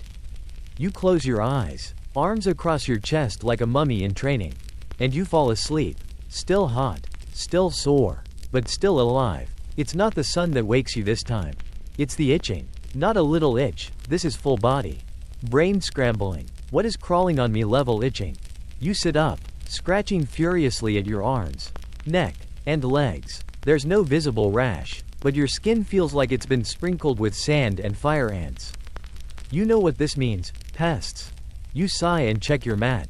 Sure enough, it's teeming with tiny, nearly invisible bugs, probably lice, or mites, or something less lovable. You fling the mat off the roof in disgust and sit for a moment in your tunic. Arms crossed, simmering with irritation, literal and emotional. There's no point complaining. Everyone has them. Lice, fleas, mites, intestinal parasites, those are your daily coworkers. Your microscopic neighbors. You're less a person and more a buffet table at this point. You trudge downstairs, scratching at your collarbone. Your mother gives you a knowing look and hands you a pot of something thick and dark green. Rub it in, she says. Don't ask what's in it. You take it without argument. The paste smells like crushed garlic, mint, and possibly regret. You slather it over your arms and legs and hope it doesn't attract worse things. Then someone from outside yells, "To the canal, we're cleaning nets today." Of course, you follow the others toward the water. Fishing is a community task in your village. Not glamorous, but essential. Fish feed more people than goats ever could. And every household takes part, especially during the weekly net cleaning ritual. Which sounds spiritual but is really just messy. Wet labor. You reach the canal. It's wide, slow moving, and lined with reeds that whistle when the wind hits just right. A crocodile basks lazily on the far bank. No one acknowledges it. That's the rule. You don't look at the crocodile. And the crocodile doesn't look at you. Usually, the nets are already heaped on the bank, tangled with weeds, broken sticks, and more than a few things that shouldn't be there. Half a sandal, a dead frog, and what might once have been someone's offering bowl. You and the others grab corners and start spreading them out. They're made from woven flax fibers, durable, but prone to rot if left damp. Your task today is to check for holes, repair tears with fresh cord, and untangle the larger knots. Which sounds simple, until you realize just how many bugs are living in the nets. You pull one bundle apart and unleash a cloud of gnats. Another has a centipede curled up inside like it owns the place. You hiss and drop the net. The old man beside you laughs so hard he wheezes. First time? He asks. No, you mutter. I'm just dramatic. He nods like he respects that. As you clean, others nearby sort the morning's catch, mostly tilapia and catfish. The air smells of scales, mud, and sunlight on wet skin. You actually don't mind it. It's the cleanest dirty smell you've experienced in weeks. A girl walks past with a woven basket full of wriggling fish. One flops out and hits your foot. You nudge it back toward her, and she scoops it up like this is normal. Because it is. You pause to wipe sweat from your brow and notice another child collecting fish lice, parasitic little creepers that cling to the gills. He's gathering them in a clay bowl and says he plans to sell them to a traveling apothecary. They make good poultices, he adds cheerfully. You nod, because that's what you do in Egypt when a child offers you parasite facts. You nod and carry on. You work the rest of the morning in knee-deep water, cutting and tying, folding nets, and cursing your own lower back. The sun climbs steadily, and the itch on your skin slowly returns despite the garlic mint paste. Someone nearby starts singing an old fishing chant. It's slow and rhythmic, full of references to Sobek and slippery things. You join in for a verse. Not because you know the words, just because singing keeps your hands moving. Around midday, you're given a break. You sit under the shade of a leaning date palm, eat a piece of dried fig, and sip lukewarm water that tastes faintly of clay and fish oil. Across the water, the crocodile is still there, tail flicking lazily. You wonder how close you could get before it reacts. You wisely decide not to test it. Someone joins you under the tree, an older woman with a scar on her chin and a voice like crushed reeds. You itchy? She asks. You nod. She pulls a bundle from her belt and tosses it to you. Dried papyrus leaves, crushed into flakes. Burn that later. Stand in the smoke. Helps keep the bugs off. You thank her. She shrugs. We're all infested anyway. Might as well share remedies. She leaves you with that wisdom. When the break ends, you help roll the cleaned nets and stack them onto a wooden cart. You wince as your arm brushes against a rope burn. You're now officially scratched, sunburned, and bug-bitten, a full-body mosaic of ancient suffering. As the carts roll away, you linger for a moment, letting your feet dangle in the canal. The water is warm, silt-filled, and not exactly hygienic, but it soothes your aching soles. Then someone screams. You jump to your feet. Heart pounding. False alarm. It's just a boy slipping in the mud. His pride is bruised, but otherwise fine. Everyone laughs, including you, though your nerves take longer to settle. Evening approaches. You carry bundles of reeds back to the village. Along the way, you pass two men arguing about whether honey cures snakebite. One says yes. The other says it only works if you pray to Wadjet while eating it. Historians still argue about Egyptian medicine. Some of it was oddly effective, like honey for wounds, which actually has antibacterial properties. Other remedies were less helpful. Crocodile dung suppositories, for instance, or drinking ink for stomach pain. You try not to think about any of it. At home, your mother is boiling water with herbs. She sees your scratches and nods. Canal again? You sit down and let her dab your arm with a poultice that smells like onions and sulfur. Dinner is barley porridge with a sliver of fish. You eat it while slapping at the occasional mosquito. No one reacts anymore when someone yelps. It's just the ambiance. That night, you lie under the stars, wrapped in a sheet you hope doesn't have bugs. Your skin still itches. Your nose still smells faintly of garlic. And your thoughts drift to the crocodile again, still lying there. Still unbothered, like the king of the world. Maybe you'll be a crocodile in your next life. Long naps. No jobs. Everyone avoiding you for once. That's the dream. By now, you've accepted that peace and quiet are luxuries for the dead. So when you're jolted awake by loud drums, shouting, and the distant clang of something metal hitting stone, you don't groan. You just sit up slowly, like an old stone door creaking open. You know that sound. Everyone does. It's festival day. You don't get a say in whether you're participating. You just are. You don't get the day off work either. Not really. Your job is just now. Festive. Downstairs, your aunt is already applying coal around her eyes with a piece of sharpened wood and muttering to herself. Your cousins are tightening woven belts, tying sandals, and fussing with garlands of dried lotus flowers that smell like memories. There's no time for breakfast. You chew on a piece of cold bread as someone hands you a painted stick. What is this? You're in the procession, they say. Of course you are. Today's celebration honors Hathor, the goddess of joy, music, fertility, and also, confusingly, drunkenness. Think of her as the divine party planner who also takes notes on your romantic decisions. You're told to line up by the main road, which is really just a wide swath of trampled dust bordered by scattered stones and clay walls. People are already gathering, dressed in their cleanest tunics, or at least their least stained ones. The drums grow louder, flutes trill, bells jingle, someone nearby starts a chant, and others pick it up. You mumble along, not entirely sure which god the song is for, but you clap when everyone else claps. Safety in rhythm. The procession begins. At the front, priests in bright white, swinging censers full of incense that smells like burned honey and cedar. Behind them, dancers, faces painted, hips swaying to the rhythm of a dozen tambourines. Then come the possessed. Not a joke. These are the volunteers, usually young women, who have been ritually entered by the goddess. They sway, spin, moan, and sometimes fall to their knees in ecstatic trances. One is laughing, one is crying, and one is just screaming a high, bird-like note that makes your skin crawl.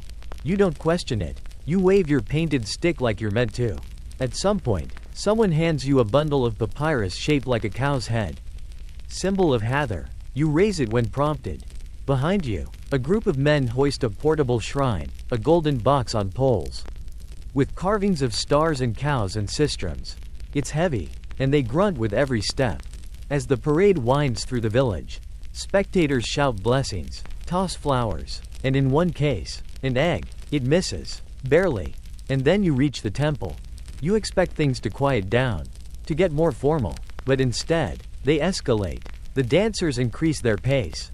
The drumming becomes thunderous. A man with a painted falcon mask is spinning so fast he looks like he might lift off. People start pouring cups of beer, real beer. Not the sour mash you choke down for breakfast. This stuff is dark, fizzy, and potent. You're handed a cup. You hesitate. You drink. It's strong, bitter, slightly sweet, with a punch that hits your throat and then spreads warmth to your ribs. You glance around. Everyone else is on their second or third. Even the priests are drinking, carefully, reverently, but drinking nonetheless. You relax. Bad idea. Because just then, one of the possessed girls locks eyes with you. She walks, glides, toward you. Hands raised. She places one palm flat on your forehead, murmurs something, and then bursts into laughter that doesn't sound like it came from her mouth. Everyone around you cheers. You have no idea what just happened. Someone whispers, "The goddess likes you." You nod, slowly. You are now officially overwhelmed. Historians still argue whether these festival possessions were genuine spiritual experiences or socially accepted performances. Either way, they were taken seriously. A touch from the possessed was considered lucky. A whisper in your ear could be interpreted as divine advice. A slap? That's a warning. You got laughter. That's probably good. Later, there's dancing. You're pulled into a circle. The rhythm takes over. You spin, clap, sway. For a few moments, you forget your back pain. Your bug bites. The fact that your last proper bath was in a canal shared with fish and frogs. You just move. As the sun begins to lower, offerings are placed at the temple steps. Figs, beer, small carvings, garlands of reeds. The priests chant final blessings. One blows a long note through a horn shaped like a snake. And just like that, it's over. The shrine is returned inside. The drums stop. The air shifts. Everyone disperses like fog, grinning and buzzed, stumbling home with flowers in their hair and wine in their blood. You walk slower. Your feet ache. Your throat is dry. Your tunic smells like incense and sweat. But you feel lighter. Not clean. Exactly. Just less burdened. Like the ritual worked. Like something heavy stepped off your back. Even if only for an hour. You reach home. Your sister is snoring on a mat with a flower tucked behind her ear. Your mother's asleep in a chair, holding an empty clay cup. You drink water. Real, clean water from the jar tucked in the shade. Then you lie on the roof, arms behind your head. You think about the girl who touched your forehead. About her eyes. About her voice. About whether the gods really do use people like vessels, or whether people just use the gods as permission to be wild for a day. You don't know. But for once, you don't care. You're warm. You're tired. And tomorrow, you'll go back to hauling baskets of grain and sweeping temple floors. But tonight, the goddess laughed at your soul. And maybe, just maybe, she found it worth laughing with. You wake to a smell. Not breakfast. Not smoke. Not even yesterday's goat, who has finally learned how to open jars and now terrorizes the village pantry. No, this smell is heavy, oily, sharp in the nose and somehow sticky in the lungs. You roll over on your mat, blink into the morning haze, and recognize it instantly. Mummification. Some poor soul has died. And now they're being prepared for eternity, whether they asked for it or not. The process has already begun by the time you're pulled from your roof spot by a neighbor's call. They need help with the embalmers. He says, extra hands. You look down at your hands, scarred, nicked, still stained faintly from yesterday's festival paint. Apparently they qualify. You eat a hasty bit of boiled onion and chew some bread hard enough to count as labor. Then shuffle out into the warming morning. The house of the dead is on the edge of the village. Near the river, close enough for water access. Far enough that the scent doesn't linger too aggressively over your lentils. But today, it's impossible to ignore. As you approach, a thick, medicinal stench hangs in the air. Not quite rot, not yet. But sharp, spiced, chemical. Your eyes water a little. And you haven't even stepped inside. Inside the embalming tent, it's surprisingly quiet. No wailing, no flutes. Just the low hum of flies and the steady scrape of tools. The body on the slab is male. Middle-aged. Likely a local merchant or minor temple official, important enough for the full treatment. But not so high-born that it's being done behind closed palace doors. The chief embalmer, an old man with a voice like sandpaper and the posture of a vulture, nods at you. You, he says, gesturing, hold this bowl. You do.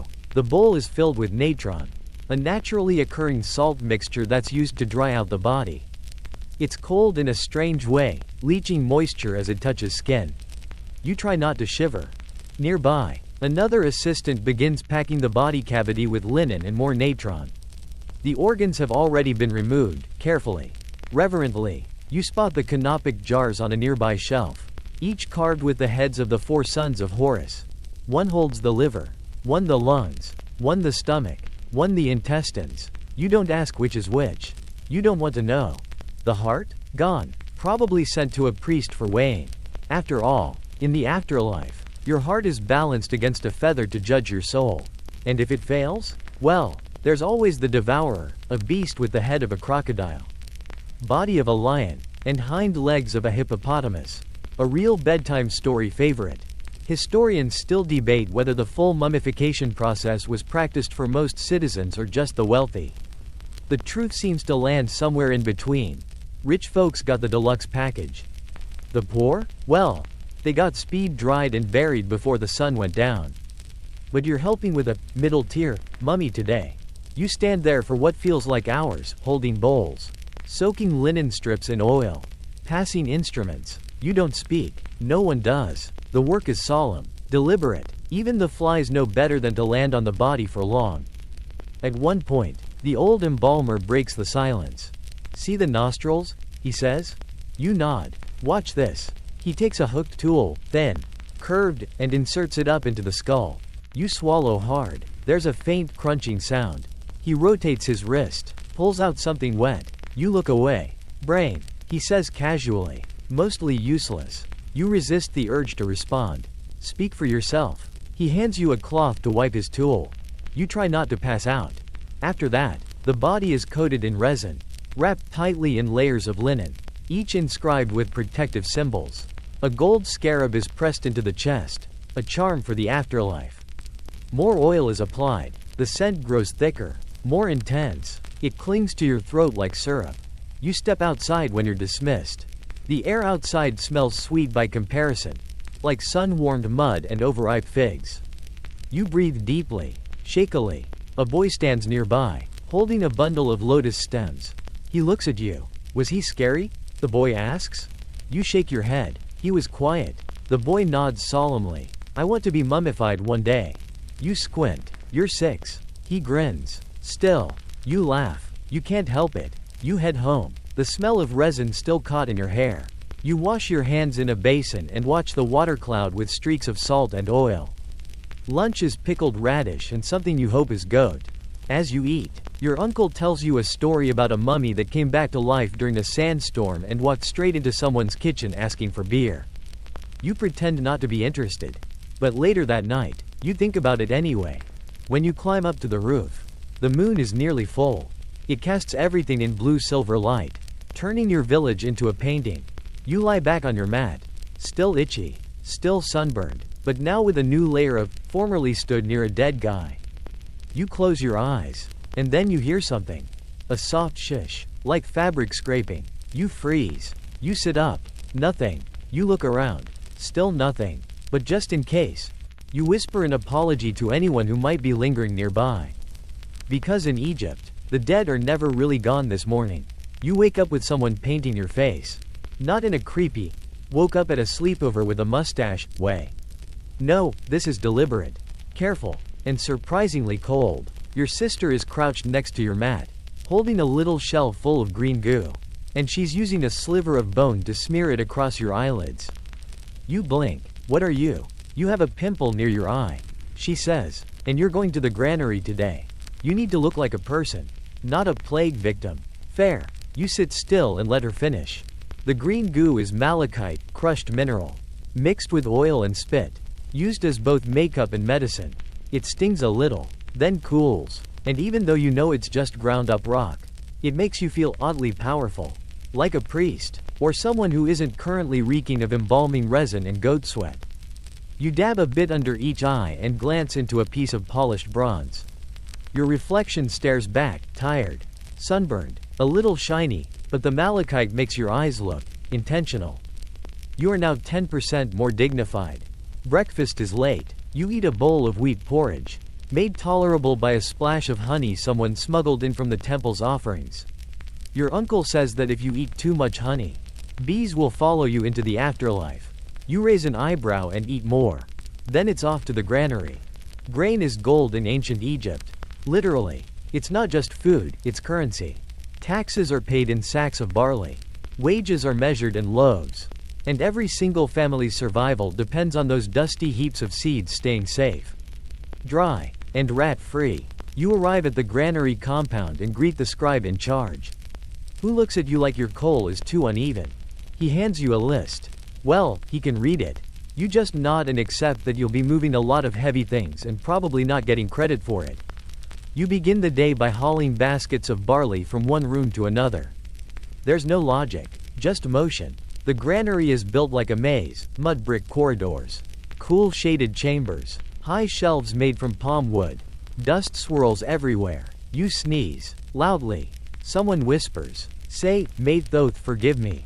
You do, just in case. As you stack grain jars, you notice the tiny symbols scratched into the lids, family names, marks of ownership, and one particularly creative drawing of a very angry goose. Your favorite. A boy working next to you drops a jar. It shatters. The scribe glares. The boy panics. Everyone goes silent. Then, to your surprise, The scribe shrugs and says, "It was probably cursed anyway."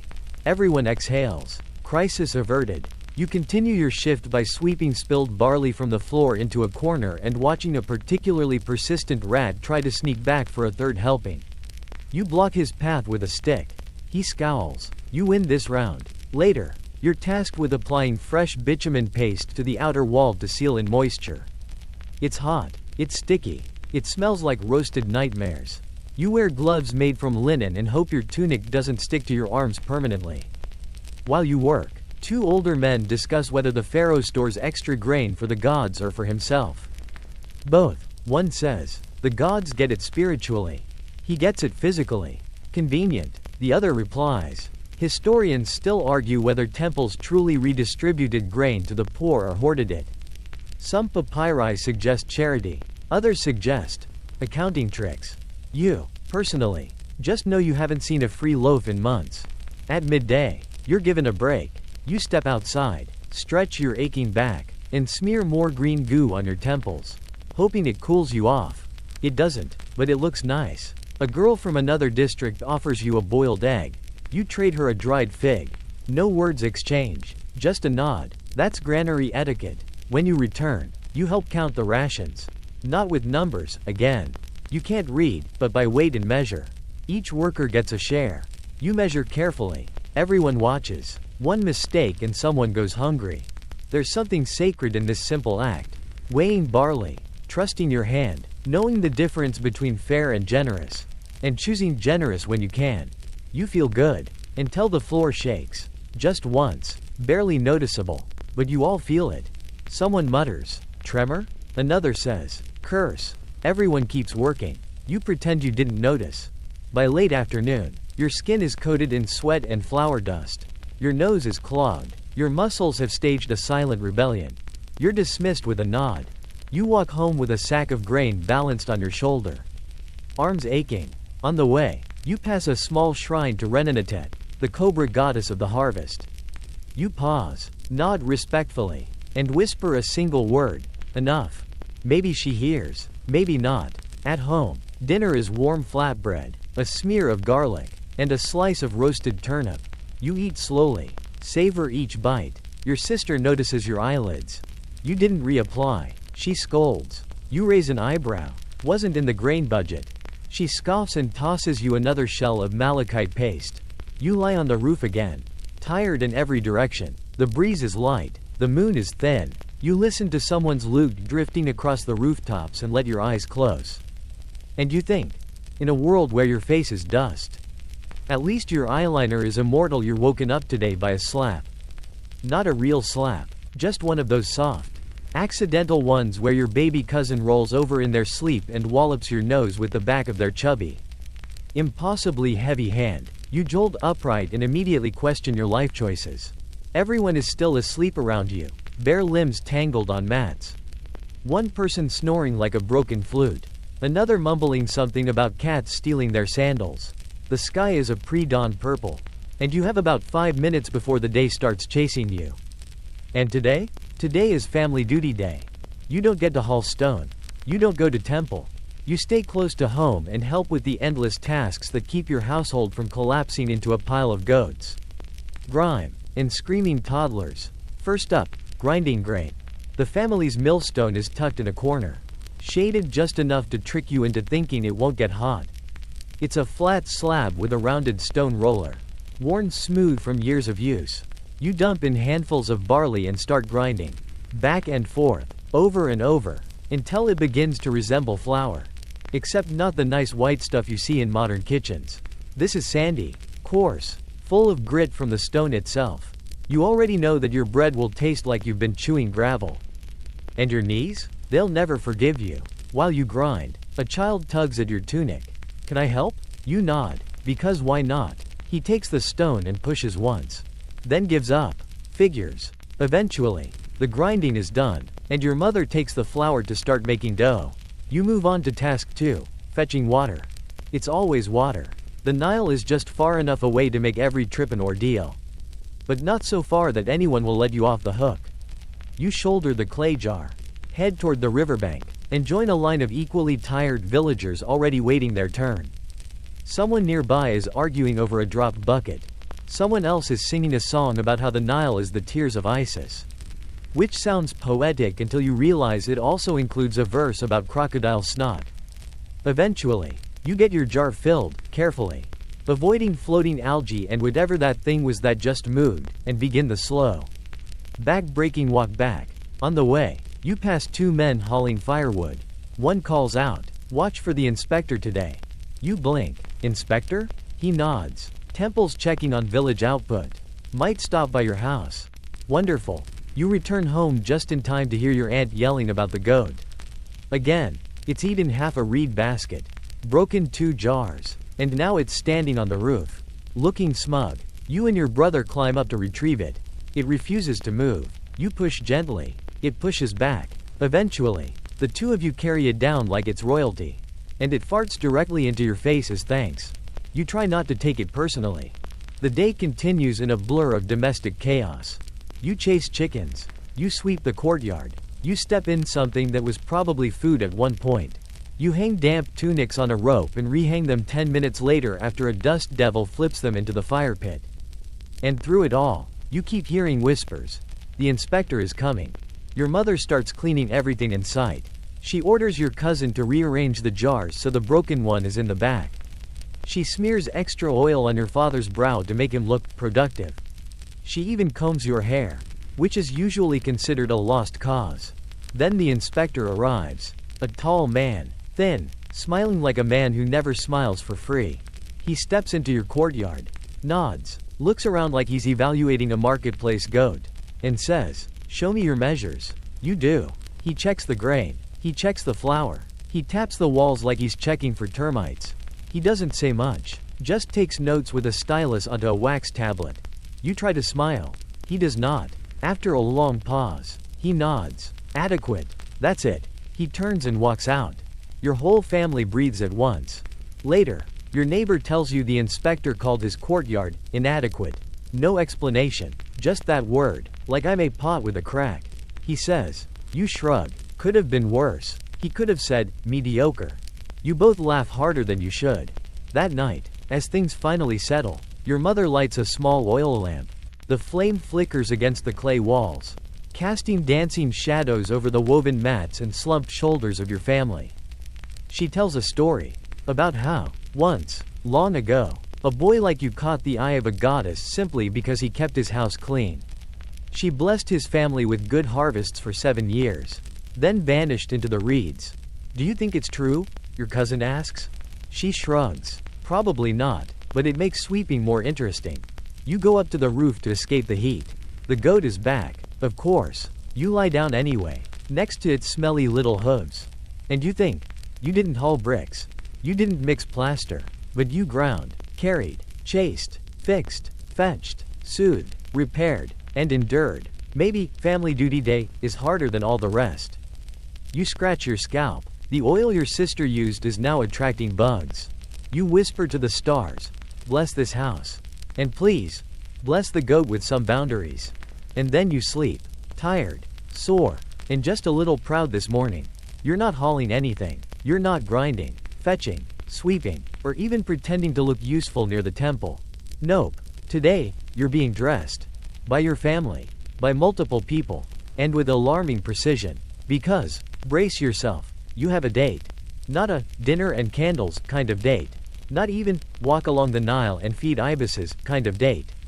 This is a very ancient Egypt kind of matchmaking, public, awkward, and semi-arranged by people who think romance means exchanging a basket of onions and an approving grunt.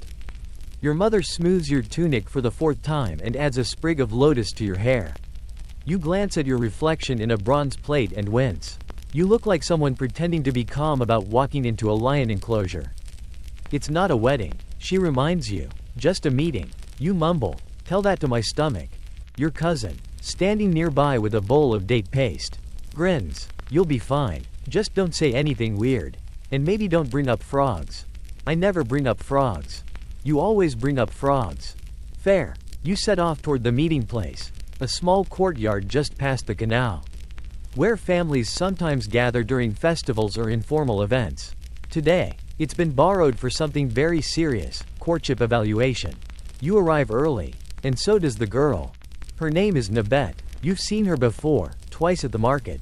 Once carrying a basket of leeks like she was about to start a small but profitable business. She has the kind of posture that says she knows people are watching. But doesn't care. You greet each other with a nod. It's stiff, formal. Then your mothers abandon you. Just like that. You're left standing next to each other like two statues who forgot their inscriptions. After a pause, she says, "You've got green on your face." You blink. Still? She reaches forward and gently smudges off a streak of dried malachite from under your eye. You pretend not to panic. "I like your belt," she says next, probably as an act of mercy. You glance down at the rope cinching your tunic. It's frayed and faded. It's goat leather. I traded for it, not with a goat. About a goat. She laughs. Loudly. Not ladylike at all. And it's wonderful. I like goats, she says. I have one. You admit. That's less impressive. You sit on a woven mat in the shade of a date palm. Someone passes by offering cooled barley tea. You accept 2 small cups. Hand her one. And accidentally spill a few drops on your foot. She notices. Is that part of the charm? Only on special occasions. You reply. The conversation settles. You talk about simple things. Work. Family. How neither of you trusts the Nile when it smells too clean. And that time a festival possession went wrong and someone tackled a priest mid-blessing. She's sharp. Dry-witted. Her laugh makes you forget you're sweating through your tunic. Then she tells you a poem. Not a recitation, her poem. One she wrote herself. Carved into the underside of a piece of broken pottery. My love is a fish that flees my net, but dives back in when the moonlight's set. You blink. That's really good. She shrugs. Clearly proud but pretending she's not. Do you write? She asks. You shake your head. Not unless you count barley weights. She smirks. I don't. You sit there longer than expected, exchanging looks that are almost smiles. Almost challenges. Eventually, your mother calls you from the alley. Time's up. Nabet stands. I'll see you at the festival? If the goat lets me. She walks off. Lotus blossoms in her hair swaying with each step. You stand there for a moment longer. Then finally exhale like you've been holding your breath since the gods were born. That afternoon, your family explodes with commentary. She smiled at you. She didn't run. She recited poetry. Who recites poetry anymore? You retreat to the roof and try to regain some composure. But there's a stupid grin on your face and no amount of dust or flies can take it off. Later, someone tells you Nabet asked your name. Not your cousin's. Not the neighbor's. Yours. Your aunt, emboldened by romantic winds, decides it's time to test your emotional intelligence. Would you cry for her? She asks. I don't. What? If she died, would you cry? Is this a normal question? She's very beautiful. It's a reasonable scenario. You deflect. Instead, you help prepare a small meal, onions, dried figs, boiled grain, and a dish flavored with coriander and a single blessed olive from your family's carefully guarded jar. You help set the bowls in a small circle. Someone plays music nearby, soft lute chords drifting over the rooftops. Your mother asks, "Do you like her?" You nod. "That's enough," she says. "For now." And it is. You lie on the roof that night, moonlight resting on your face like a warm whisper. You think about Nebet's poem, about her laugh, about how your hand almost brushed hers when she handed back the cup. You whisper the line back to yourself. My love is a fish. And you fall asleep smiling. For once, tomorrow can wait. You're woken up this morning by a cat walking across your face. And you don't even flinch. That's how normalized this has become. The cat, sleek, striped, and carrying herself with the arrogance of a minor deity, steps delicately across your chest, flicks her tail in your nose, and settles next to your jug of water like she owns it. Which, technically, she might. In ancient Egypt, cats aren't just animals. They're symbols. They're sacred. And in some households, they eat better than the people. You sit up slowly, careful not to disturb Her Highness, and stretch under the rising light of another unforgiving day. The air is warm, not scorching yet, but with that heavy, sticky stillness that promises sweat before breakfast. Downstairs, your sister is arguing with your cousin about fish bones in the stew. The debate ends with someone muttering, "Bastet sees all," and a spoon being dramatically dropped. You step in and grab a slice of last night's bread before it can be weaponized. It's tough, dry, but you chew it anyway. You glance over at the cat, now perched on a beam overhead, watching you like she's considering filing a complaint. She has no name. She doesn't need one. Everyone knows her. This is the cat. The one who walks into temples like she belongs there. Who somehow appears on rooftops you thought were inaccessible. Who once bit a visiting scribe for sneezing too close. And you? You're her furniture. Today, you're headed to the weaving house, where the local women, and a few very unlucky men, are working on baskets and textiles for an upcoming trade caravan. You're not thrilled. Weaving is fine in theory. But in practice, it's just hours of sore fingers and inhaling flax dust. The cat follows you anyway. You walk through the village, trying not to trip over stray chickens. A child runs past wearing a fish as a hat. You don't ask. At the weaving house, you're handed a half-finished mat and pointed to a corner where 3 others are already working. One of them waves you over. Did you bring the cat?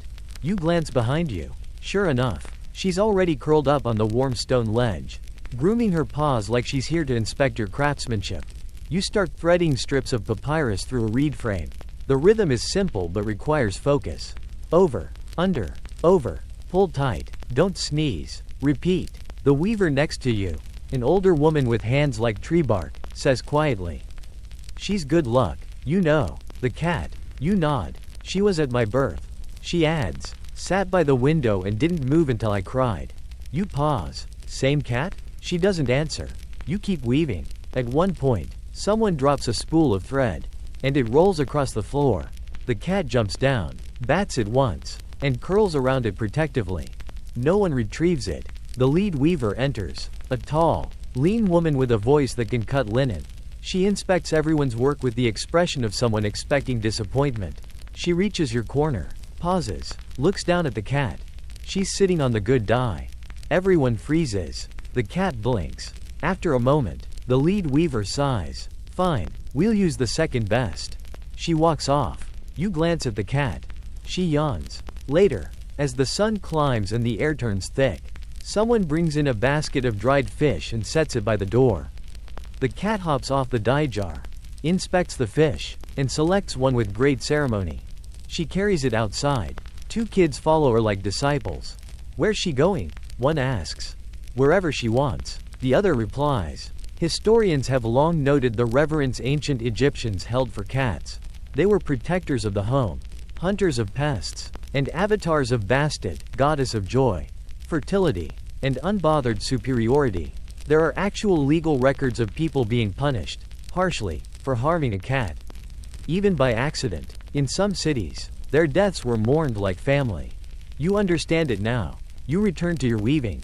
By midday, your fingers are raw, your eyes are watering from the dust, and your knees ache from sitting cross-legged. You take a break, sip warm water, and rub your temples. The cat returns. She curls next to your leg without permission, tail brushing your ankle. You freeze, then slowly relax. Someone walks by and says, she only sits with people she likes. You try not to look smug. Eventually, the day ends. You deliver your finished mat. It's not perfect, but the lead weaver gives a tight nod. You count that as a win. As you walk home, the cat follows at a distance. Not close, just near enough to remind you she's supervising.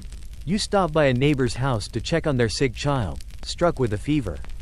You don't enter, but you hand over a bundle of cooled cloths your mother prepared. The cat sits at the doorway, watching. The family thanks you. No one mentions the cat, but everyone sees her. Later, over dinner, your cousin says, "You got cat hair in your soup." You glance into the bowl. He's not wrong. You keep eating. Up on the roof, under the stars, the cat settles beside you again. She stretches once, paws curling, then settles with her back to you. A vote of trust. You whisper, "You're not just a cat, are you?" She doesn't answer, but you didn't expect her to. You lie back, watching the stars blink into view, and feel the comforting weight of a small, sacred, indifferent life pressed against your hip. You may be a poor villager, but tonight, a goddess naps next to you. And that's worth more than gold. You're sent to the temple again this morning, not to clean, not to count jars, not even to refill the priest's personal oil lamp with his preferred scent, which, by the way, is bitter fig and smugness. No, today's task is far stranger. You're told to sit outside the archive room and guard the scrolls. Yes, really. No weapon, no training. Just sit there, in the heat, next to a wooden door, and look vaguely intimidating, or at least alert. You're not sure who exactly is supposed to be trying to steal scrolls. They're heavy, awkward to carry, and in a language most people, including you, can't even read. But the priest insists. The words must be protected. He says solemnly, like someone might sneak in to rewrite all of history. You sit, you sweat, you try not to fall asleep. Across from you, a statue of Thoth, the ibis-headed god of wisdom, seems to be judging you. His beak is curved just enough to feel disapproving. His stone eyes say, try harder. You cross your arms and try to look official. Like a guard, a scholar, someone who understands what's written on the papyrus scrolls beyond this door. You don't, not even close. You can't read. Most people can't. In ancient Egypt, literacy isn't a right, it's a role, a job, reserved for scribes, trained from childhood, who memorize hundreds of glyphs, stroke by careful stroke, until their fingers cramp and their eyes blur. The language is sacred, divine, a gift from Thoth himself. And you're not even trusted to borrow a scroll, much less understand one. Still, you're curious. After an hour of sitting, the scribe inside the archive steps out to stretch. He nods at you politely. You nod back, trying to seem casual. Then he does something unexpected. He says, "Want to look at one?" You blink. What? Just look. He adds quickly, "Don't touch. Don't sneeze." He slips back inside, returns with a short scroll, and unrolls it partially before your eyes. Rows and rows of tiny, perfectly carved characters. Birds, snakes, eyes, zigzags. Some are upright, some lie sideways. You stare, trying to see the story hidden in the ink. This one's about dreams. The scribe says, if you dream of a falcon, you'll rise in status. If you dream of drowning, it means a friend will betray you. You nod slowly. It's from the Book of Dreams. He adds, one of my favorites. You squint at a symbol shaped like a feathered arrow. What's that? He grins. That one's a nightmare. Of course it is. He rolls the scroll back up and disappears again, leaving you stunned. You've heard people say the scrolls contain magic, that some glyphs are so powerful they summon gods or curses or visions. That reading aloud from the wrong one can make your tongue fall out. Probably exaggerated. Probably. You glance at the door. You stay seated. You do not sneak in. Mostly because the priest returns a minute later. You sit up straighter. He eyes you. Good. No one stole the universe. You're dismissed before noon. On your way home, you pass a group of children learning their letters, copying simple glyphs onto shards of pottery. The teacher, an older man with terrible posture and no patience, is yelling about the difference between the water sign and the mouth sign. One boy cries. Another eats his shard. You watch for a minute. The teacher sees you and asks, "You ever learned to write?" You shake your head. Good, he mutters, keeps the ink supply higher. You move on. Back home, your cousin greets you with a laugh. I heard you were guarding scrolls. What did you do? Glare at the wind? You ignore him. You help prepare dinner, chopped onions, flatbread, garlic mash. The cat watches. The goat, miraculously, behaves. That night, as your family settles into the familiar rhythm of rooftop snores and half-arguments about who gets the good mat, you lie back and think about that scroll. About the birds and snakes and falcons. About a world you can't read, even though it governs every part of your life. You whisper the one glyph you do remember, the arrow feather nightmare. And wonder what it would mean if someone like you could finally learn the rest. You wake up with a sore throat, a pounding head, and the unmistakable sensation that someone poured sand directly into your eyeballs. Congratulations, you're sick. Not dramatically so. You're not dying, probably, but everything hurts just enough to make existing feel like a part-time job. You shuffle over to the water jar, rinse your mouth, and immediately regret the cold splash against your sensitive teeth. Your aunt walks by, takes one look at you, and says, "You look like you've been cursed by a half-hearted demon." You croak. Thanks. Your mother gives you the once-over and nods to your cousin. Boil the onion mash, with honey, and black cumin, maybe a pinch of resin if we still have some. Do we? She sighs. We have whatever the goat didn't eat. You sit in the shade. bundled in a rough linen wrap that smells faintly of time and faintly of regret. The cat curls near your feet, offering no comfort, just judgment. She sniffs your foot, decides you're not worth licking, and leaves. It's official. You're unwell. And in ancient Egypt, that's dangerous. Because healing isn't just practical, it's spiritual. You're not just sick. You might be imbalanced, cursed, or out of favor with one of the many gods who handle health, bodies, or breath. Today, your family decides to cover all bases. First, the herbal remedy. You're handed a bowl of warm honey onion cumin mush, and told to eat it slowly. It tastes like sweet, spicy mud. You gag once, twice. Your cousin smacks your back in encouragement. You swear you see stars. Next, the ritual protection. Your uncle ties a small amulet around your neck. It's shaped like the Eye of Horus, carved from a dull green stone. For strength, he says, and possibly good dreams. You lie back, cough once more, and try not to vomit. Then, of course, the chanting starts. Your grandmother appears at your side holding a small palm fan and a much larger opinion on your condition. You've been sweating too much. The heat rises to your head. I told you not to sleep on the warm tiles. You start to protest. She shushes you by dabbing your face with something damp and smelling vaguely of fermented celery. A neighbor stops by, offers advice. Another neighbor stops by, offers salted fish. You don't ask why. By mid-morning, a decision is made. Call the healer. You've heard about him. A man trained in both herbalism and temple lore. Not quite a priest, not quite a doctor. Just old, wrinkled, and full of strange ideas about balance and frogs. He arrives at midday, wearing a long tunic stained from 100 mixtures. His hair is wiry. His fingers are yellow from powdered herbs. He smells like burnt fennel and wisdom.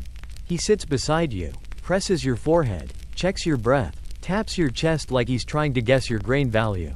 Then he nods. You're too dry on the inside. He announces. You raise an eyebrow. Too dry? Your humors are out of sync. Your fire is attacking your water. That sounds serious. He mixes a concoction, fig paste, coriander, date syrup, and something bitter you can't identify, and hands you the cup. Drink. You do. You regret everything. It tastes like despair. You're given a short chant to repeat. Sekhmet protect my bones. Thoth guard my breath. You say it, half-heartedly. He frowns. Louder. You whisper it again. He slaps your shoulder gently. You'll live. Then he charges your uncle 3 loaves and a jar of oil, and vanishes into the heat like a mirage. You sleep. You sweat. You dream of jackals chasing fish through burning marshes. Historians still argue whether ancient Egyptian medicine was advanced for its time. Some texts show shockingly accurate descriptions of surgery, anatomy, and infections. Others suggest priests used crocodile dung to treat fever and expected it to work. Honestly, both can be true. When you wake in the late afternoon, your fever has broken. You sit up, drenched, disoriented. Your cousin offers you fresh water. Your uncle offers you more fig paste. You decline. The sun is lower now. Shadows are longer, air cooler. You sit in the doorway, watching village life continue without you. Children run past shouting. A woman carries bread on her head. A man tries, and fails, to shoe flies off his donkey. And you? You feel human again. Your throat is still scratchy. Your back aches, but your head is clearer. Your breath steady. Your legs no longer feel like overcooked lentils. That night, you sit under the stars with your family. No one says much, just the usual passing of dates and bread. Your grandmother hums softly while braiding herbs into the doorway for lingering protection. The cat returns. She sits beside you. You exhale, not cured, but better, and grateful for it, because in this world, sickness doesn't wait for permission. And healing? It's messy. It's half magic, half medicine, and a little luck tucked in a lotus petal. But for now, you're upright, alive, and you'll take that. You wake to music today. Not drums or horns or the chaotic clanging of pots being thrown at goats. This is softer. Pipes, reeds, a haunting, breathy melody rising like morning mist from the village square. You sit up, confused, and the first thing you notice is the scent of incense wafting through the air. Sweet, smoky, with just a twist of something sharp, frankincense or maybe acacia bark. Then you hear feet, Lots of them, shuffling, stomping, dancing. Your cousin bursts onto the roof. Get dressed, she says, already wrapped in her best linen. A painted amulet at her neck. It's the festival of Hather. You blink. Already? She rolls her eyes. You slept through the drums. Again. You leap up. The festival of Hather doesn't come every week. And when it does, you don't miss it. Not unless you want the goddess of love, music, beauty, and joy to personally smite your crops with bad flirting and tone-deaf neighbors. You scrub the sleep from your face with a damp cloth. Wrap yourself in your cleanest tunic, still vaguely goat-scented. But that's life. And smear a faint line of ochre under your eyes. For luck. For vanity. For the fact that your festival crush might be there. The streets are alive. Everyone's outside. There's color everywhere. Sashes. Painted pottery. Dyed linen streamers hanging from the doorways. Children toss lotus petals. Someone's leading a cow painted gold around the square. It's all very extra. You join the crowd. Swept into the current of joy and chaos. Someone thrusts a cup of beer into your hand. Another person smears perfumed oil onto your neck as you pass. There's dancing, awkward, wild, wonderful dancing, and you are definitely a part of it, even if your steps are 60% improvised flailing. Up ahead, the temple priestesses are leading a line of celebrants. Playing sistrums, rattling instruments made of metal and magic. Their voices rise into the morning air, calling out praises to Hather, the Lady of Jubilation, the Mistress of Drunkenness, the Eye of Ra. Yes, one of her titles is literally Mistress of Drunkenness. You admire her more with every passing minute. The celebration flows like the Nile itself, winding, unstoppable, and full of questionable decisions. You catch sight of Nabet across the crowd. She's laughing, head tilted back, eyes crinkled, hair braided with tiny blue beads. She meets your gaze, smirks, and disappears around a corner. You follow. Obviously. You find her near the riverbank, helping a friend apply body paint. She glances over as you approach, then hands you a small jar of crushed lapis. Want to help? You nod, but only if I get to paint your goat next time. She hands you the brush. You dab a single blue dot onto her shoulder. Her skin is warm. You pretend your hand isn't shaking. She takes the brush back, draws a tiny swirl onto your wrist. Now you're part of the celebration. She says, you're pretty sure you already were. But you're not about to argue. You both return to the crowd, just in time for the feasting. Tables, well, mats and baskets, are laid out with everything from roasted duck to figs soaked in honey. There are pastries stuffed with dates, flatbread glazed with beer syrup, and mysterious things wrapped in leaves that taste better than they look. You eat, you laugh, you eat again. Someone plays a lute, someone else falls into a jar. It's fine. Later, you gather with others to watch a small troupe of performers, masked dancers reenacting one of Hather's myths. The one where she, as the Eye of Ra, nearly destroys humanity, then is pacified with red beer disguised as blood. Historians still argue whether that story was meant to be taken literally. Nabet whispers beside you, or if it's just a very fancy way to say, sometimes you need a drink. You glance at your third cup of actual beer. Seems valid. The sun begins to lower. But the festival doesn't stop. Bonfires are lit. Flutes keep playing. Someone ties lotus garlands around your neck while chanting off-key. You lose sight of Nabet again but find yourself dancing with two grandmothers and a goat wearing a necklace. One of the grandmothers has surprisingly good footwork. You lose. Later, the priestesses pass around small tokens, tiny clay Hather heads. Each one slightly different. You receive one with a lopsided smile and keep it in your pocket. You stumble home well after dark, blinking incense from your eyes, your body aching from joy and movement. You climb to the roof and lie flat, the scent of flowers and fried onions still clinging to your skin. Someone nearby is humming a festival tune. The stars are unusually sharp tonight.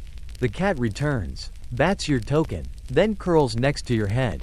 And you think, if the gods ever wanted proof that humans can be both foolish and divine, they'd only need to see today. Because you danced, you laughed, you might have fallen in love again. You were alive, in the most ridiculous and sacred way possible. And tomorrow? Well, tomorrow you'll have a hangover. But Hather would approve you wake up sideways. There's something sticky on your cheek, probably dried honey, and your ankle is tangled in a garland that wasn't there last night. Somewhere nearby, someone is softly snoring into a pile of decorative reeds. It's very clear that the festival of Hather happened, and you have definitely lost a little dignity, but gained a headache, a story, and an unmatched craving for pickled onions. You sit up, the world tilts, then steadies. The cat, perched on your belly, gives you a slow blink, then hops off with the air of someone saying, "You survived, barely." But there's no time to indulge in post-festival stupor. Not today, because you're going to the market. Now, don't misunderstand, you've been to the market before. Plenty of times. But today, you're not just fetching lentils or helping your cousin flirt with the olive merchant's apprentice. Today, you're managing the family trade booth. It's small, simple, just a low table, a reed mat, and 2 baskets of salted fish. With a side pouch of barley loaves your sister insists you price, as if they're dipped in moonlight. You nod, though you're pretty sure moonlight doesn't smell this stale. You pack the goods, grab your cousin, because someone needs to lift the heavy stuff, and make your way toward the market square. The market is pandemonium. Vendors shout from every direction. Cloth flutters in the breeze. Chickens race underfoot like feathery torpedoes. Children dart between legs. A woman near the front is loudly advertising peppermint oil for your husband's curses. You recognize the scent of fresh garlic, fried dough, and 10 types of sweat. You find your spot, lay out your goods, and settle in. The first customer arrives within minutes. He's an old man with a hunch and exactly 3 teeth, who spends 15 full minutes telling you why your fish are too symmetrical to be trustworthy. You smile politely, nod at the right places, and he eventually buys 2. Success. Then, of course, come the hagglers. A woman insists that your barley is too golden and must be dyed. A boy tries to trade you a single worn bead for a whole loaf. An actual goat puts its hooves on your table and tries to eat the sign your sister made. You remain calm. You remain pleasant. You only mutter curses in your head. Around midday, Nabet passes by. She's carrying a clay jar and a very knowing smile. You look like you're sweating out regret. You raise a hand. Loaves for advice? She laughs. Double price if you ask for romance tips. You hand her a fish. She hands you a fig. You call it a trade and don't look too deeply at what that might mean. Later, you get into a shouting match with the melon vendor 2 stalls over. Not because of melons, oh no, but because he's playing music too loudly. And you can't hear your customers. Your sistrum sounds like a dying duck, you yell. Your fish smell like a dying duck, he fires back. The goat, now chewing your price tag, nods in approval. An older merchant intervenes. He offers both of you a fig and a proverb. A noisy market makes quiet profit. You have no idea what that means. But everyone nods solemnly and returns to work. By late afternoon, you've sold all but 1 fish and 2 loaves. You decide to trade the last loaf to a traveling scribe in exchange for something he's carrying, a tiny scroll with a single line of poetry. You can't read it, but you like the way it looks. You ask him what it says. He replies, "The sun forgets no face." You shiver, even in the heat. Historians still debate whether market scenes in Egyptian daily life were purely transactional or deeply communal. Some say it was a place of survival. Others say it was where identities were formed. Flirtation sparked. Politics whispered. In truth, it was all of that, and more. You finish packing up. The sun is lowering. The dust glows gold in the light. You feel tired, sore, proud. On the way home, a small girl gives you a flower for no reason. You give her a smile in return. That night, your family counts the profits. It's not much, but enough to buy fresh lentils and a new spool of thread. Not bad, your mother says, even with the goat incident. Your sister eyes you. And did you see her at the market? You raise your eyebrow. Who? She smirks. You know. You pretend you don't, but your ears burn anyway. You lie on the roof later, clutching the little scroll of poetry in your hand. You still can't read it, but the weight of it feels significant. The goat snores softly nearby. And you think, in a world of trade and noise and ancient gods, sometimes the most sacred thing isn't what you sell. It's what you carry home. You wake before dawn. Not because of a cat. Not because of the goat, miraculously. And not because your cousin kicked you in his sleep. No, today you're up early by choice. Because today, you're going fishing. Fishing in ancient Egypt isn't just a casual pastime or lazy morning with a hook and line. it's a serious operation. Food, trade, rituals, the Nile provides it all. And if you don't catch something, dinner turns into, let's chew on barley and pretend it's meat, night. You sling a woven basket over your back and meet your uncle at the edge of the village. He's already chewing on something. Probably raw garlic. Because why not start the day with intense self-defense breath? The two of you walk toward the riverbank as the first threads of sunlight start unraveling across the water. The Nile is calm this morning. Mist clings to its surface like a sleepy ghost. Birds chirp lazily from the reeds. And there's that smell, wet clay, fish scales, and possibility. Your uncle hands you your tool for the day. A forked spear carved from acacia. Sharp and worn from years of poking things that didn't want to be poked. Catch a tilapia, he mutters, but not a catfish. The priest says they're sacred again this month. You nod. Any reason? He shrugs. Because cats. Fair. You step into the shallows.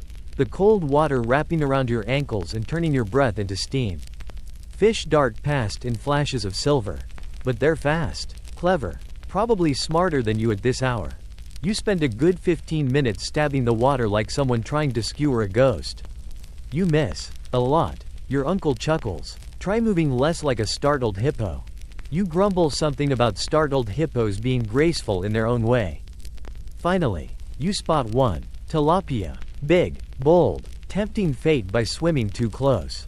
You hold your breath. You jab. Contact. The water splashes as you pull up your spear. Fish wriggling and flailing. You stumble backward. Fall onto your backside in the mud. But victory is yours. Not bad, your uncle says, not even pretending he's not impressed. You smile through a face full of riverweed. He catches two more before you even get up. Show off. You work together for the next few hours. Spear, splash, retrieve, repeat. Sometimes you just chase them with a net. Sometimes they chase you, which, frankly, feels unfair. Occasionally, you pause to scoop out tiny shrimp that cling to the reeds, delicacies to be dried and crushed into flavoring later. By noon, you got a basket full of squirming life, and legs that feel like wet sticks. You sit under a fig tree near the bank, share a handful of dates with your uncle, and watch the Nile shimmer under the sun. Ever think about floating away? You ask. He spits out a date pit. Sometimes, but then I remember the boat traffic. You laugh. He tells you stories about the river spirits, about a friend who swears he once saw a Nile god emerge in the form of a white crocodile, and about the time he fished up an old amulet wrapped in fishbone string. You ask what happened to it. He says, sold it for onions. Terrible mistake. Back at the village, the fish are cleaned, carefully, with obsidian blades sharpened to a near invisible edge. You're on descaling duty, which means your hands will smell weird for 2 days. But at least your cousin isn't trusted with the knife anymore. Last time, he tried to fillet the cutting board. The fish are wrapped in lotus leaves, packed with herbs, coriander, garlic, and sometimes fermented leeks, and baked on hot stones. The smell is unbelievable. And when you finally eat, knees crossed in the courtyard, mouth full of steaming, flaky, herb-drenched tilapia, you realize something. This is what the Nile is for. Not just fish, not just trade, but connection. To water, to food, to each other. Historians still argue whether fishing was primarily a profession or a shared domestic duty. Some evidence shows temple workers were trained to fish for ceremonial offerings. Others say every family just did it, because if you didn't eat. You finish your fish, licking your fingers, and glance at your cousin. He's got fish oil on his forehead and is chasing the goat away from the last lotus wrap. Everything is as it should be. Later, as the sun sets and the world glows bronze, you head back toward the river with the empty baskets.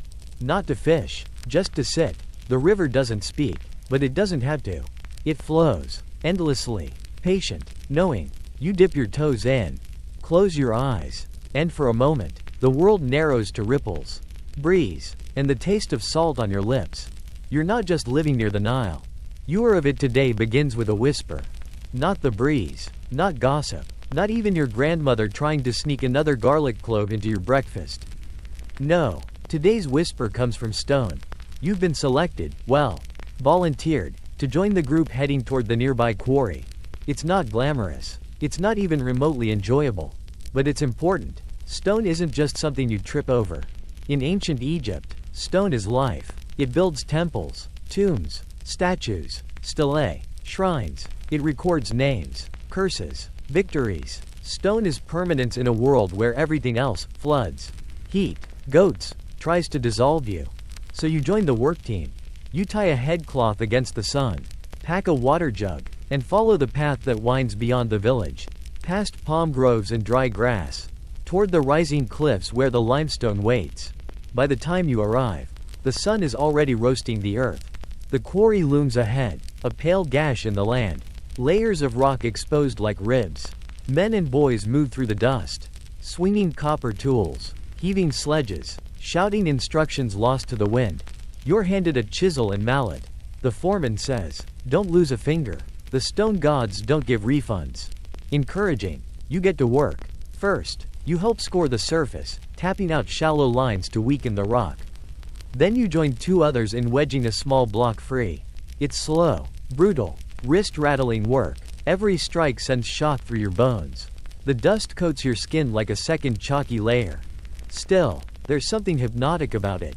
Strike, pause, crack, brush, repeat. The block shifts slightly. "You hear that?" someone says. "She's letting go." "She?" "The stone," he replies. Always female, always furious. You don't question it. By midday, your arms are jelly, your back is screaming, and your throat feels like you've swallowed the desert. Someone hands you a sip of beer, warm, flat, and completely perfect. You drink. You collapse in the shade beside a towering chunk of limestone already marked with red ink, designated for a temple pillar. "You think this'll be here in 1,000 years?" you ask. The man beside you shrugs. "If the gods like the priest who paid for it, fair." You spend the rest of the day helping maneuver blocks onto sledges, big, awkward wooden platforms meant to be dragged back toward the river. It takes ropes, sweat, and 5 people per corner. At one point, someone slips. The block doesn't move. Your foot almost gets crushed. You all scream and then laugh in unison. Because the only alternative is crying. Someone starts singing a work song, low and rhythmic. Others join in. It keeps your steps steady. Keeps your thoughts from drifting to how many fingers you still have. Historians still debate how the ancient Egyptians moved massive stones. Sledges. Yes. Wetting the sand. Probably. Alien assistance? Less likely. Unless those aliens also had chronic back pain and terrible sandals. You finish just as the sun starts to dip. The quarry falls silent except for the rustle of wind through half-cut pillars and idle tools. You sit on the edge of a ridge, watching the golden light strike the broken stone and turn it into something almost sacred. The man next to you says, "My father cut this wall." He points to a section near the far end, smooth, clean, initials scratched faintly in the corner. "And his father before that." He adds, "I'm trying to outcut both." You grin. Sibling rivalry but geological? He laughs. Exactly. You trudge home with the rest of the team, sore and coated in dust. Your legs barely responding. You can already feel the bruises blooming under your skin like very aggressive artwork. At the village, your sister wrinkles her nose as you walk in. You smell like crushed tomb. "Thank you." You rasp. She sets out food. Bread, garlic dip, pickled radish. You eat like someone who's been at war with a cliff. That night, as you lie flat on the roof, too tired to blink, you run your fingers over the red scrape on your arm. You can still feel the weight of the mallet. Still hear the ring of copper on limestone. You close your eyes and dream of stone splitting cleanly under your hand, of shapes emerging from rock, of statues that might one day bear your fingerprint on the back, tiny, invisible, eternal. Because stone remembers. Even when people don't, you wake up to the sound of silence, which is instantly suspicious. No bickering, no clanging pots, no goat head butting your doorframe. Just a stillness that settles deep into your ears. Like the world is holding its breath. You sit up. The sky is gray, not cloud gray. Which is rare enough, but a strange, dense kind of yellow gray. The sort that makes your bones itch and your instincts whisper something very specific. A sandstorm is coming. You run downstairs. Your grandmother is already closing shutters with a speed you didn't think she still possessed. Your sister is tying jars closed. Your uncle is wrapping a damp cloth over his mouth. You'd better not leave anything on the roof. He warns. You scramble back up and retrieve the bedding. Your sandals. Your cat, who, somehow, already looks offended, and the small reed basket of dried herbs. By the time you come back down, the wind has picked up. It howls, not loudly, but with a low, throaty growl, like a giant clearing its throat across the horizon. Outside, palm trees are already bowing. Dust swirls through the alleys in little dancing spirals. A merchant's awning detaches and flaps away like a terrified bird. Sandstorms in Egypt are not romantic. They're not golden, dreamy whirls of soft desert kisses. They are fury. They sting your skin raw. They turn noon into dusk. They find their way through cracks no wider than a fingernail. They cover everything you love in grit, and then laugh about it. You help your family secure the front door with a heavy beam. Then, with your tunic over your mouth, you step out for one last task. Nabet is standing in front of her house, wrestling with her family's canopy. You run over. No words, just hands. You help her pin it down with rocks. Tie the supports tighter. Cover the jars beneath. She looks at you, eyes narrowed against the wind. You ever seen one this early in the season? You shake your head. You? Nope. So that's comforting. A gust kicks dust into both your faces. You cough. She laughs. You both retreat indoors as the sky goes full sepia. You sit beside the door, wrapped in a damp cloth, watching the world disappear into yellow fog. It gets louder. It always gets louder. You press your back to the cool wall and listen to the storm beat against the shutters like fists. The goat bleats nervously. The cat has vanished into a jar. As is her tradition. Do you want a story? Your grandmother asks from the shadows. You nod. Always. She tells you about the jinn who live in sandstorms. Invisible spirits. Angry and ancient. They race with the wind, whisper into your ears, and occasionally steal your sandals just to watch you panic. You ask if it's true. She shrugs. I only tell the stories. The sand tells the rest. Hours pass like syrup. The storm doesn't stop. Even the sounds inside the house are muffled now. You lie on the floor, counting ceiling cracks. Someone lights an oil lamp, and the flame dances violently. Though no wind touches it, you feel sealed in, not imprisoned, but preserved, like a beetle in amber. Historians still argue whether sandstorms were feared or accepted in daily Egyptian life.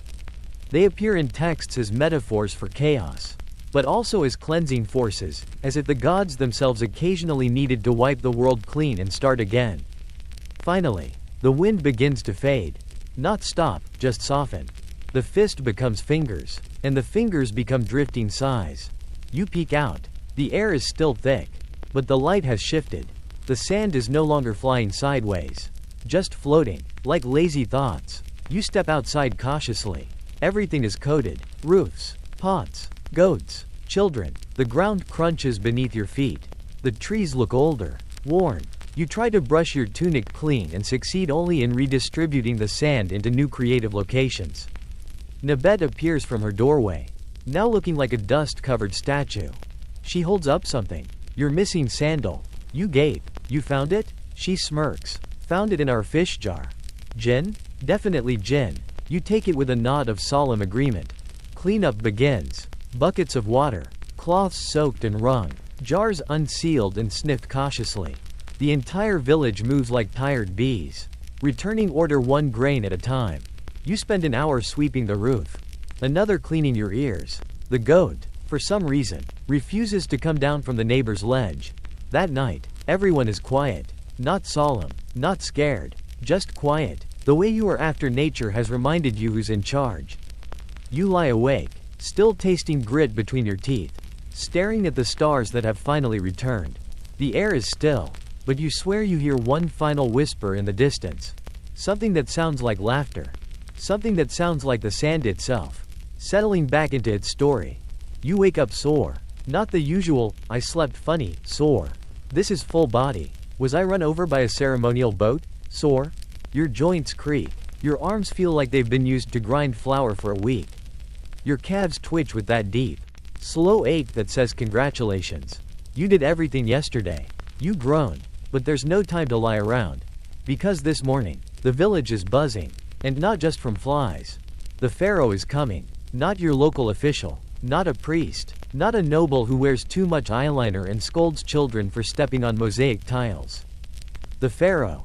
Living god. Son of Ra. The reason half the population spends their lives moving giant rocks from one place to another. You never thought you'd see him. Most people don't. He's a distant myth, a golden silhouette carved into temple walls. Worshipped and whispered about, seen only by nobles and embalmers. But word came yesterday. He's traveling north, stopping in villages along the river, offering blessings, receiving tribute, being admired. And now your sleepy little town is next. Everyone is preparing like it's the final judgment. Houses are swept until the dust fears re-entry. Children are scrubbed like root vegetables. The goat gets an actual bath. Your mother yells, "Put on your good tunic." You reply, "The goat's wearing it." She doesn't laugh. The air is charged. Vendors arrange offerings. Dates. Barley cakes. Woven mats. Tiny statues. Perfumes. You and a dozen others are told to line the main road. Baskets in hand, ready to toss lotus petals as the royal bark glides past. Lotus petals. The same ones you had to pluck from the river before sunrise. You're now intimately familiar with the feel of damp, warm slimy petals clinging to your wrists. But you stand there, basket held high, feet aching, tunic sticking in awkward places. And then, he comes. Not on foot, not even on horseback. He arrives on a portable shrine, carried by 12 sweating men and shaded by plumes of dyed ostrich feathers. The pharaoh sits upright in the center, bare-chested, skin gleaming with oil, a golden Neem's headdress wrapped tightly around his head. His eyes don't move, his chin stays high. He is still, serene, almost supernaturally clean. You drop your lotus petals. You blink, you stare, and then you look closer. Because there's something strange. He looks tired, not visibly, not publicly, but something behind his eyes, like someone who's been sitting too long, being watched too closely, carrying a title that no human could possibly live up to.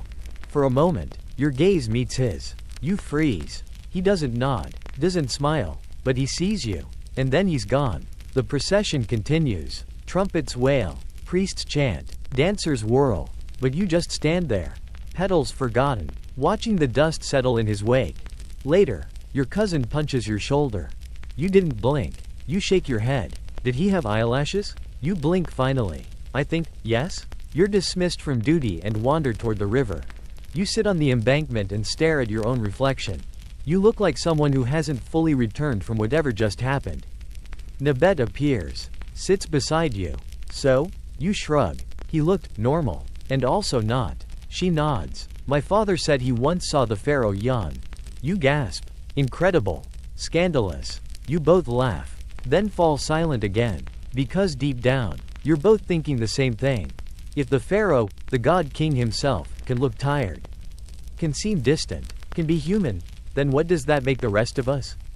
Historians still debate the daily life of pharaohs. Were they pampered, isolated, or crushed under the impossible weight of divinity and politics? Some scrolls paint them as warriors and gods. Others hint at loneliness, migraines, and an exhausting number of festivals. Back home, the village returns to normal faster than you expect. Children are chasing chickens again.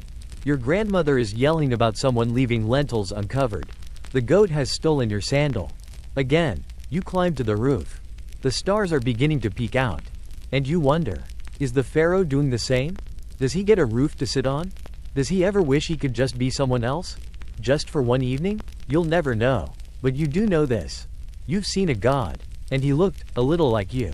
Tired, worried, real, and suddenly, that makes you feel like you belong to something much larger than your courtyard and your chores. It makes you feel seen. You wake before the sun again.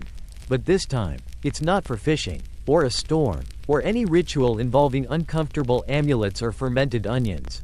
This time, it's just quiet, still. You stretch your legs, listening to your joints pop like clay pots underfoot. The cat stretches, too, mirroring you from the ledge, yawning like she was the one who helped harvest barley yesterday. You don't quite remember what day it is. And that's oddly comforting. Your routine is familiar now. Your hands move without thinking. Scooping water, wrapping your tunic, checking on the jars, nudging your cousin awake with a toe. You pause, and realize something has changed. Not in the village, not in the sky, in you. You don't jump at every insect. You don't flinch at every temple bell. You don't need to ask what to do. Or why. You do. You know. It's in your fingers, your breath, the slight stoop to your shoulders that only comes from truly hauling limestone in the heat. It's in your knees that now instinctively bend when lifting baskets. In your stomach, which now tolerates gritty lentils with minimal complaint. You're no longer visiting this life.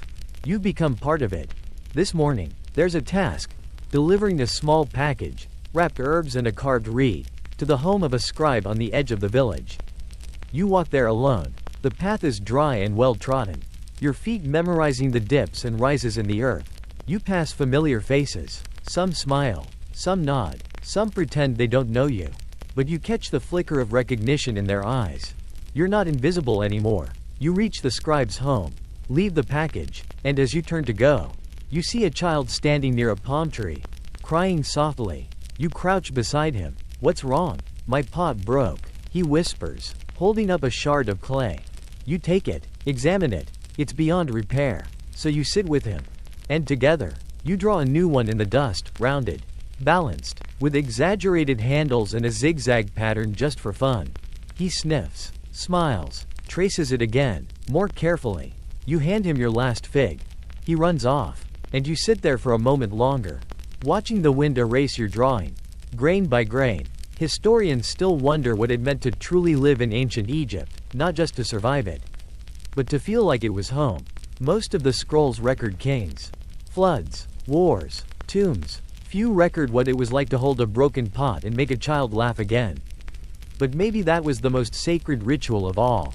You return home just as the sun reaches its highest point. Your grandmother's making date cakes. Your sister is arguing with the cat. Your cousin is humming a work song. And you? You sit in the shade. And you feel complete. Not because the chores are done, or the day is over, but because you made it. You've lasted. You, with your soft modern hands and fragile ideas of comfort. You, who once gagged at the bread and recoiled at the smell of the river. You, who woke up expecting magic and instead found dust, sweat, and splinters. You've made it. And more than that, you've belonged. Because somewhere between the beetle salves and the haunted winds and the sandals stolen by sand spirits, you stopped surviving ancient Egypt and started living it. Now, let it all slow down. Let the dust settle from your thoughts. The river hush into stillness. Let the noise of the village, the clatter of pots, the distant goat drama, the rise and fall of temple chants, fade gently into memory. You're back on the rooftop now. The sky stretches above you in that deep, velvet blue that only Egypt can offer. The stars are wide awake, scattered like seeds across eternity. The air is still warm, but softer, more forgiving. The cat has curled beside you, finally purring, as if to say, well, I suppose you've earned this nap. You stretch out, bones heavy but satisfied. A faint breeze brushes your skin, carrying hints of baked earth and crushed lotus. You close your eyes and drift back through the days you lived, the dust you walked through, the sandals you broke, the laughter you shared, the food you tasted, gritty and strange and good. The gods are quiet now. The Nile sighs in the dark. And for just a little while longer, you're safe here, wrapped in linen, memory, and sleep. You lasted. And now? You rest. End of script. Sweet dreams.